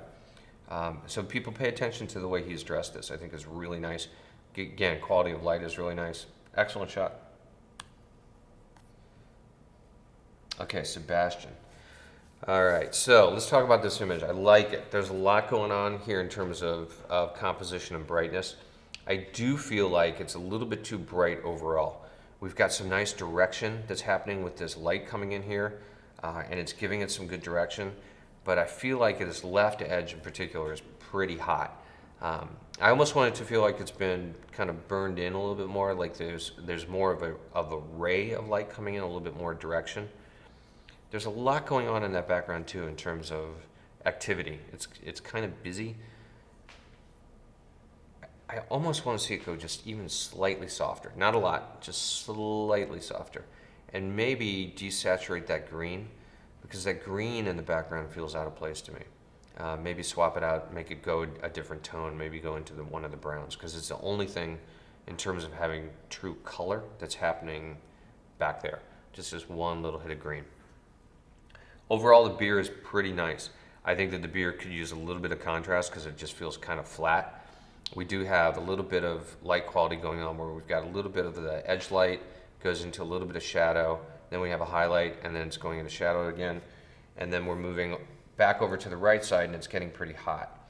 So I feel like that's a little bit on the flat side and it needs to have a little bit more contrast. It also feels a little bit too bright. Like if you look in the back, that's kind of blown out. We definitely have zeros down in here. There's no tone whatsoever in those two highlights. And it just feels like we're losing all the detail in that beer because it's getting pretty hot. So I think that this could be toned down just a little bit. And same with the tops of the beers. On those beer heads, particularly the one in the back, we're losing tonal quality. It's blowing out. We got some zeros. Here it's almost there. It wants to hold on, but it's kind of blowing out, and we just need a little bit more tone. The front of the beer head is really nice. And actually right here, we still are maintaining that detail. It's hot, but we're maintaining that detail. But they look good. I mean, they're quenched. They look like they're refreshing kind of beers that are really going to quench your thirst, which is good. I think the beer head itself is right on the money in terms of how tall it is. That's exact.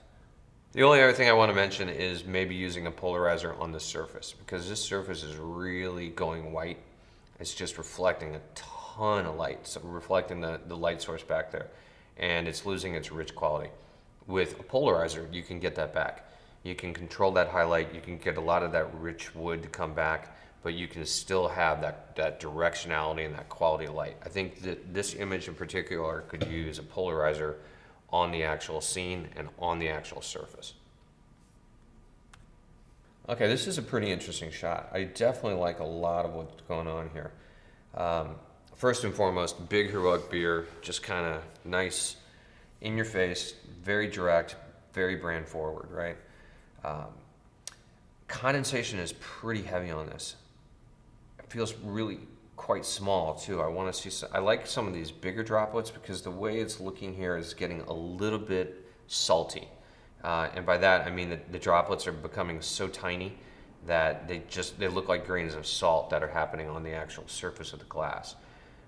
We are getting some runs here, which I'm not in love with, but it's also not killing me. I just don't like these areas where it really kind of pans out. You can see where that droplet's almost become the size of like a dime. It's really flattened out. That is distracting my eye.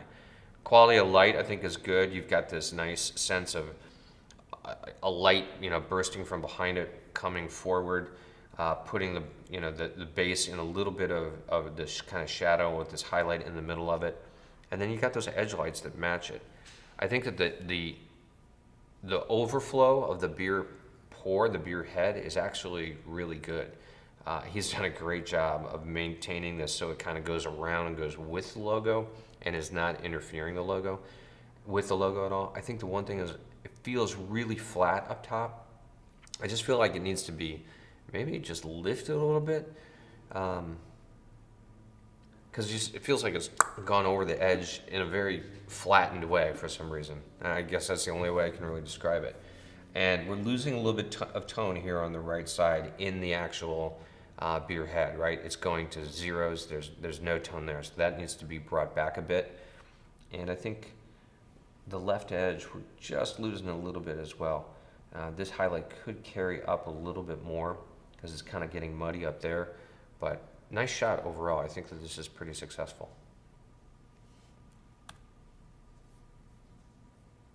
Okay, we've got Tarvo with Tanker Sound Check.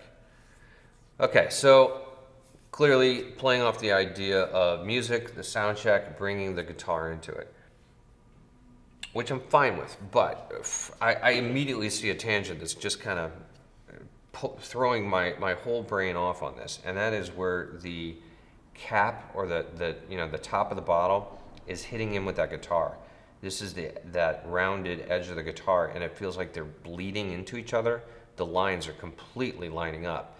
So now it feels like that top part of the bottle needs to be on the same plane as the guitar, because it feels like it's part of the guitar, but it's not. It's completely separate. So that's something where I think that the guitar needed to be moved, or the camera angle needed to come around so that maybe this bottle top kind of hit here, where it was bisecting the neck, and it clearly isn't creating a tangent. That's, to me, the biggest thing that's distracting me. So this is a bottle that is not spritzed or slashed at all, which is fine, but it does look frosted. So I'm not sure if he did this on his own, where he crystal cleared it but then didn't put anything on it, or if it's actually a frosted bottle in and of itself, which you don't see too often. It does happen rarely, but it just kind of has a funky look to it. I think that the quality of light is pretty nice. We do have a good light source coming down here onto the label, and that neck is really the main source of light. It's a little bit hot. It's nice, but it's just a little bit hot for my taste. I also kind of want to see what this looks like cropped in a little bit. I don't know that we need to see so much of the guitar, and maybe we need to see more of the bottle. I also keep turning my head. Sometimes when you have these compositions where they're on such a severe angle, where you're coming at a product at such a severe angle, you wind up making the viewer really turn their head, which isn't necessarily the best thing. So again, maybe to change this position of that bottle so it comes up here more, we actually straighten up a little bit. That might help this. I love the tones in the background. I love that blue kind of coming in. I feel like that's a really cool wash. I do feel like some of that blue, that coloring, needs to be reflected into the actual bottle just to tie them together. Because again, this is really kind of clean light, and you've got blue that's coming through as light, and you've got blue reflected into the metals of the guitar. So that's something that I would watch. Okay, theory. All right. Nice shot. This is one that I'm going to go back and talk about having like two separate sides, where I really think that this could use from the benefit of overlap, where if this glass, this beer pour, was tucked in a little bit behind the actual bottle, it would feel much more unified. I know some clients will want them next to each other because then they can strip them out and move them around. I just feel like if you're going to have these two things together, and they're going to be heroic like this, they kind of feel like they need to intersect or really unite a little bit more. So overall, I think this is pretty nice. The white is very clean. We are getting just a hint of that wraparound to start to happen, particularly on the right side, but it's not to the point where it's distracting me. And part of that is because it's doing a good job of lighting the condensation that's on that side. You can tell it's there. We're not completely losing the tone of it. I would like to see some of it be a little bit bigger and match what's going on up here. There's some good sized droplets kind of going all the way around up here. We just could use a little bit down there on that side. Light on the label is really nice. The silvers are really popping, which is good. And there's that, that little bit of dark where you're going in towards the camera, which is fine. We're not completely losing it. It's not going into pure black, and that actually helps give it form. So all of that works for me. It feels like it's a little bit dry right there. It's just all of a sudden I saw that patch where it's just totally dry. Here's a spot where there's a little bit of run, and I like it. It's working. Again, it's not that run where it's caused a big swipe of dry where there's nothing there, but it's nice. I feel like we could use a little bit more condensation going on the cap, however, because the very top of the neck and the cap look dry. And that's something I think that photographers who are kind of new to beverage will often do. They won't dress the bottle entirely. And I sometimes think it's because they want something to hold on to while they move the bottle around, which you definitely need. But there's some tricks to kind of get around that. But this just feels really dry at the top, which means it doesn't match with the rest of the bottle. So that is something I would work on. Right here, it feels like there's a C in the bottle, but I kind of can't tell. It almost looks like it's made out of spritz, but it definitely at the same time looks like a C, so I want to work on that, or at least know if that's really there. If it's really there, I think it needs to be highlighted a little bit more. All right, let's move on to the beer pour. I love what's going on in terms of the condensation. I think this is great. It's randomized, the condensation's big. It's very readable, which is actually pretty important because a lot of times these images wind up being smaller, and if I shrink this down, you can see that that's still really readable. In fact, the condensation on the beer pour is more readable than what's going on the bottle in a lot of spots. On the left, you can totally see it. Down here, you totally see it. But here, you really see it much more on the entire beer pour, which is nice. We do have a very funky dark spot happening in the middle of the beer pour where it's almost going pure black, and that's making the drink look pretty unappetizing, to tell you the truth. I definitely clean that out. That needs to have a card put in there to fill that in and give it a little bit more quality of light, because that is just creating a very dark, funky spot.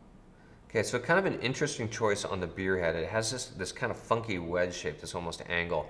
And I think it would probably be better to be more of a traditional beer pour, because again, if this goes down in size, it's going to get a little funky looking.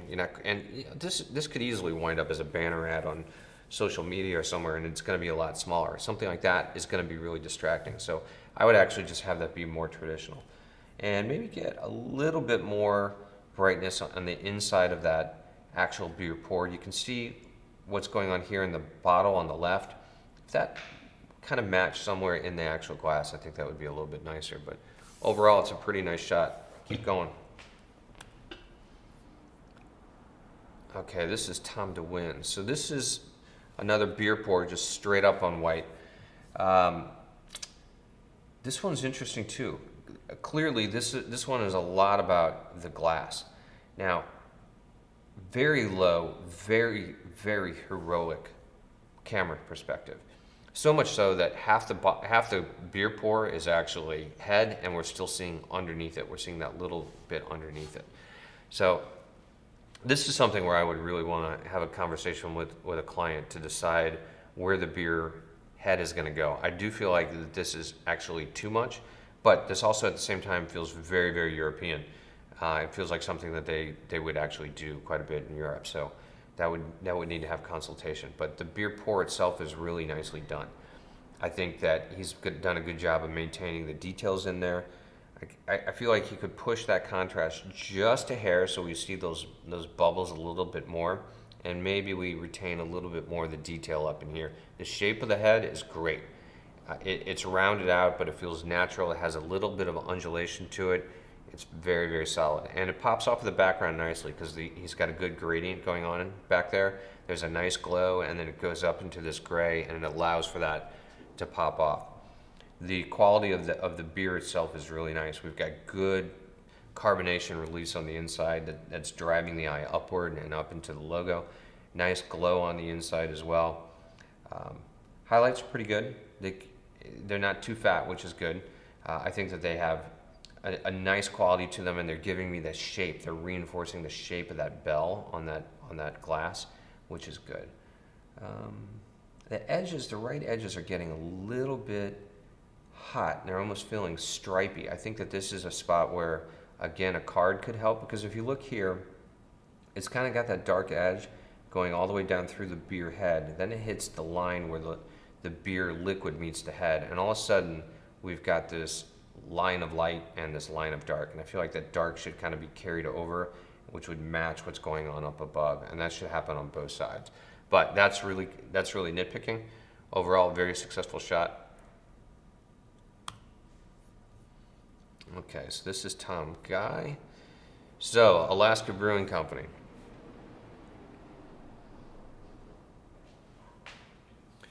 Okay, so this is Tom Guy with Alaska Brewing Company, and there's some interesting stuff here. Again, I'm gonna say I think that Tom is pretty early in his work doing beer. First and foremost, I think that this is pretty busy. There's a lot going on, particularly with that background, where it's very, very active, and it's kind of pulling my eye. The light text in the background is something that my eye immediately goes to, and the flag is hot.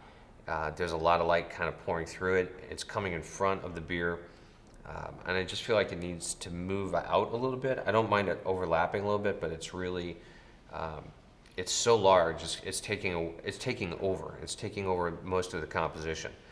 So we're missing what's going on with the beer, and I do see a couple things that's happening with the beer itself.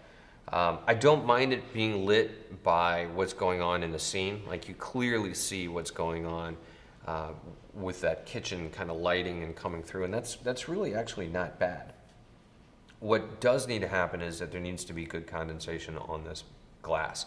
I think it needed to be hit with a steamer so that you had true condensation, you get those droplets. That would help even out the light a little bit, give it a better glow, and it would make it more appetite appealing. Because right now, this is a real beer pour that's cold, and you can see his fingerprints. You can see where Tom has touched this glass, and the warmth of his finger has kind of cleared out that coldness in the glass, and it's leaving true fingerprints, which is very distracting. I can even see it kind of going on the backside. Like, to me, it looks like the line of his finger going up and holding that beer completely. So that's something that I think is kind of distracting to me, and I want to see a beer pour be more clean like that. Highlight's big. Again, I would feather it off. You can see this really big highlight here. It just needs to be rotated so that it gets a little bit more narrow. And the head is looking a little bit thick in terms of the amount that's there, and it's not cresting up above. Now, I don't even know if you could get it to crest up above because the camera angle is so low. I think you'd really have to work it. but I'd like to see if he would be able to do that. Oh, and I just realizing this isn't Alaska, this is Akasha. I think I just saw that quickly and thought it was Alaska. Man, I don't know about that tag right there. Just kind of pondering this. It just feels so on the nose, I guess. And it's also really getting skewed out. This is a super wide lens that he's got nice and low, and it's really distorting. So that's kind of whacking out. And the sparkler, I'm just not sure. I think that actually the sparkler is kind of cool, to tell you the truth, and it gives a lot of reason for this light to be happening. I think my biggest beef is that the beer needs to be truly hit with a steamer so that it's properly condensated, and the flag is a little bit distracting. But I love the attempt, and I want to see you keep going. All right, this is our boy Tomas. So Tomas has definitely learned a few things here at the studio. He was here for a long time. Man, Tomas, this is nice. Really nice shot. So let's kind of go through this whole thing and look at it. Tomas has done a great job with lighting the bottle and lighting the background. The bottle and the background are well married. They are very much in unison and create a nice theme, but there's also enough definition in the lighting to really allow that bottle to stand off.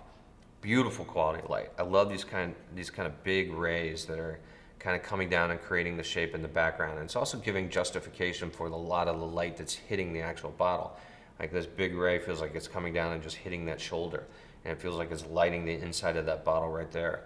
These other ones feel like they're coming down and lighting that right edge. Great job getting the label to come to life and have light. Feels like it's a little bit dark on the inside here where it comes to some of that text. I think that could use just a little push of light to come back into it, but I like the way the label is kind of bright on the left side and it's moving around. We're still maintaining the gold, which is really important. The coloration in here is just gorgeous. Like, look at the quality of light that he has going on in here. That yellow going into the amber, into the deeper reds, and then we get this dark spot, and then it's going back into that red. Now we're going back into the yellow. It's really pretty.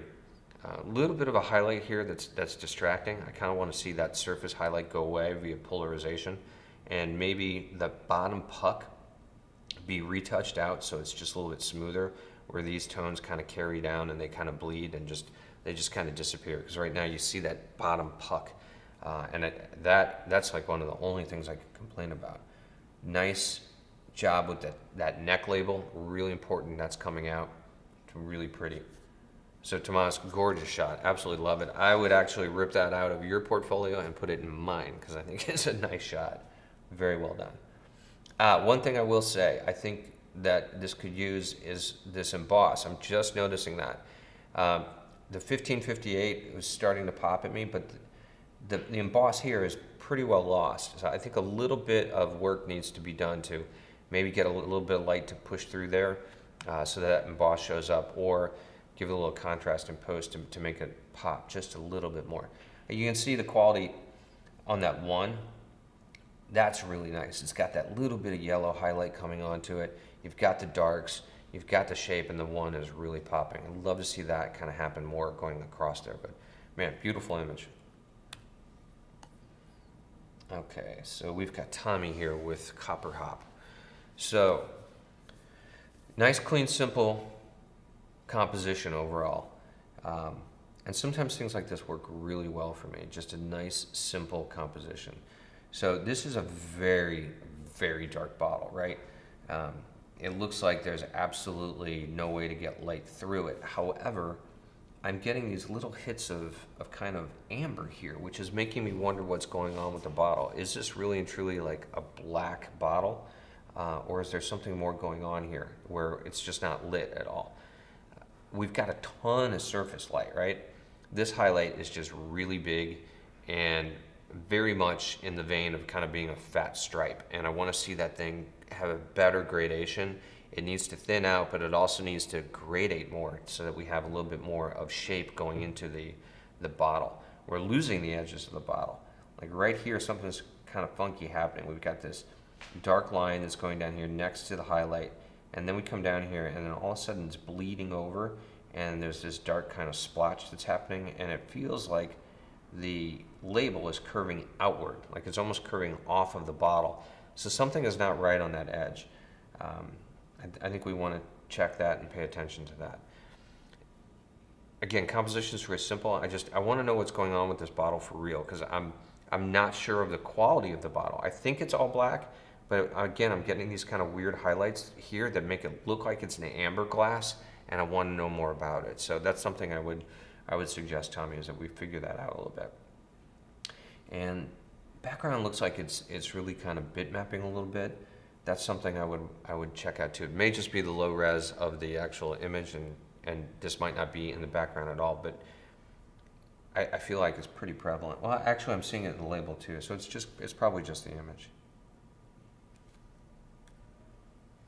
All right, who's this? Walter Evans. This is a nice shot. I think that this is pretty. I feel like the composition is very clean, very simple. I do want this to have a little bit of breathing room. I'm all about coming in and making a tight shot, but this feels a little bit squeezed to me.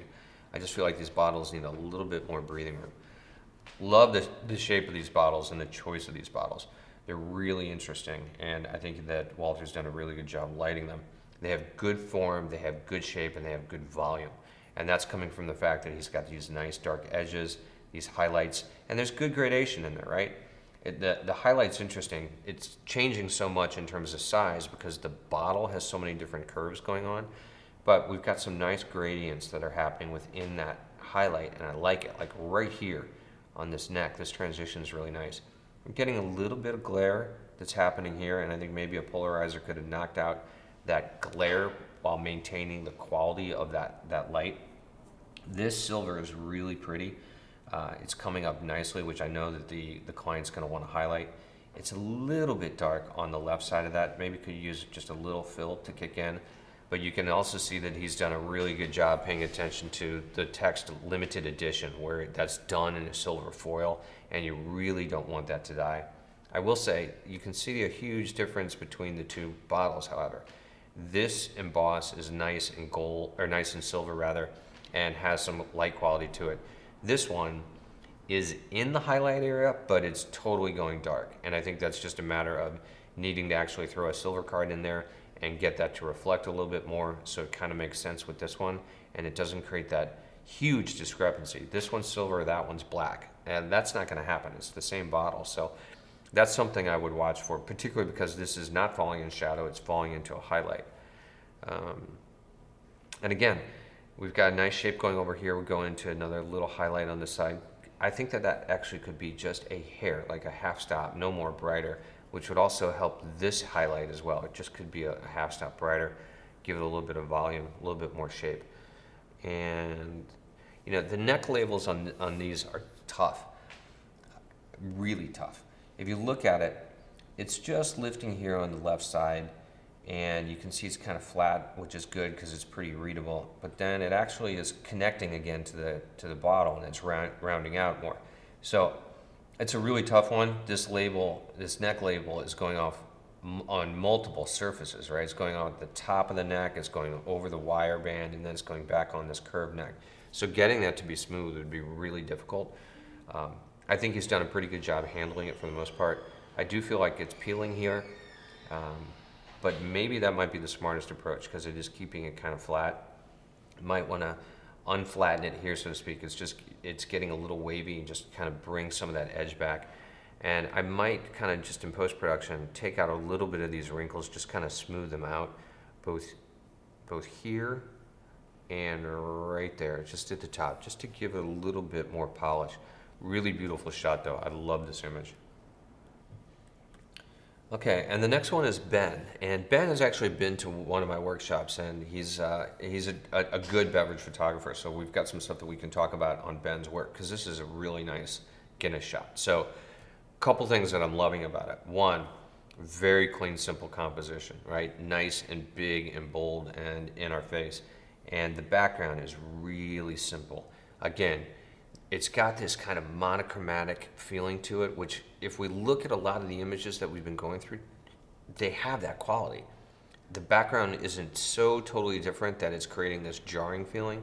It's this nice, simple pulling of colors. It's tying together, and I like it. I think it's very successful. The horizon line is super simple. It's barely there, but it's yet distinguishable, and it helps give shape and gives volume to the entire composition, and I like that. His highlights are great. The edges are really clean. We've got good shape and good volume and nice highlights. It's just this little simple line that's coming here and giving me a good shape. It could widen out a little bit, quite frankly, because it is really thin, but I like it. That's all personal preference. I'm just saying that because I think you could go either way with it. And then this whole kind of highlight here is really nice too, because it's helping to give, again, more shape and volume as we move around to the side.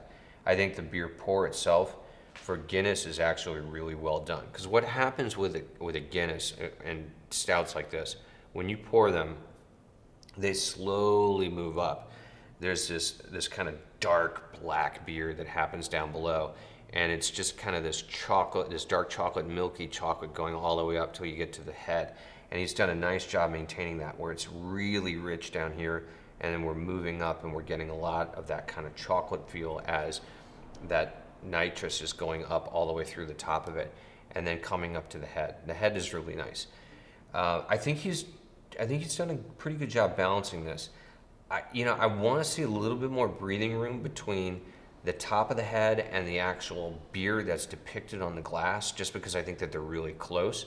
However, I think if Ben did that, if you bring that up too much, you run the risk of the head being too small and too narrow and just not feeling right. So that's a balancing act here. I think he's done an actually pretty good job to maintain that head being the right size. Now let's look at the actual top of the beer, because this I think is really where it's helping to give a lot of shape and a lot of volume. We're just looking at the beer head. So this left edge has got a nice highlight here, and you're seeing that in the rolled edge of the glass. So the lip of this glass, it has a rolled edge, so it's not sharp on the mouth, and that's something that's really important because it helps give us volume. Because look what's happened as we go across it. It gets deeper and it gets darker in tone. It's picking up highlight from up above, and then it's going back into the shadow side, finally over to the very edge where it's picking up that other fine line highlight.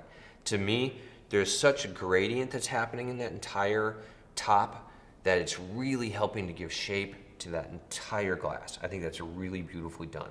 Also, I think that the head is pretty well perfect. There's a nice shape to it. It's coming up and cresting nicely above the rim. It has a little bit of highlight. It's maintaining all the tones, and it still has that rich kind of brown, creamy color that Guinness is famous for. So this, I think, is a very successful shot. The condensation on this, something like this, is difficult because it is so dark. It's going to be hard to see, but where you really do see it is in the highlights, and I think Ben has done a good job pulling that out. Like, look at where I'm holding this cursor. All the way in here, we're seeing that condensation, right? And he's done a good job of having variance in it. We've got some bigger droplets, some smaller droplets, getting back into larger and mid-sized ones, and then you're just seeing a little bit of it over here on the side. This has got nice balance, right? There's a lot going on with it in terms of there being a logo, the pour where it's this stratified pour going from dark to this kind of milky chocolate with that nitrous that's inside of it that's really creates this tight carbonation. Yet he still is able to maintain a little bit of that refreshment cue with that coldness through the condensation and the highlight. Great shot. This is one I want people to go back and study and take a look at. It is, again, a portfolio winner. You could rip this out of his portfolio, put it in mine. I'd be pretty happy with it. I think that this is something that you guys should strive for. So nice job, Ben. That's going to do it for this beer submission. I think we got a lot of really good images. We have a range of images that clearly are from somebody who's doing a beer pour for the first time or a beer bottle for the first time, all the way up to pros that have been doing this and have really submitted some fabulous images. I think that gives us a great opportunity to really talk about not only the different levels, but the different levels of styling, the quality of light. This, I think, was a particularly good set of images. I hope you guys found a lot of value in it. I know I tend to talk a lot, so I've asked for your forgiveness if I talk too much. But there really was a lot of nice points to hit on when it comes to the beer images.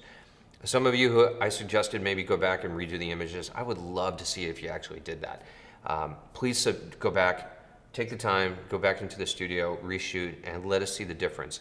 I think that you'll be amazed and you'll learn a lot by going back and reapproaching the same shot. I know I've done that many, many times in my career, taken a look at an image I created and said, you know what, I'm gonna go back in the studio, I'm gonna redo that. And when you have a chance to look at something objectively, step away from it, and then come back to your studio, you really have an opportunity to make it a lot better and learn a lot more, which is what I'm hoping for you. So please go ahead and do that, and we'll see you soon.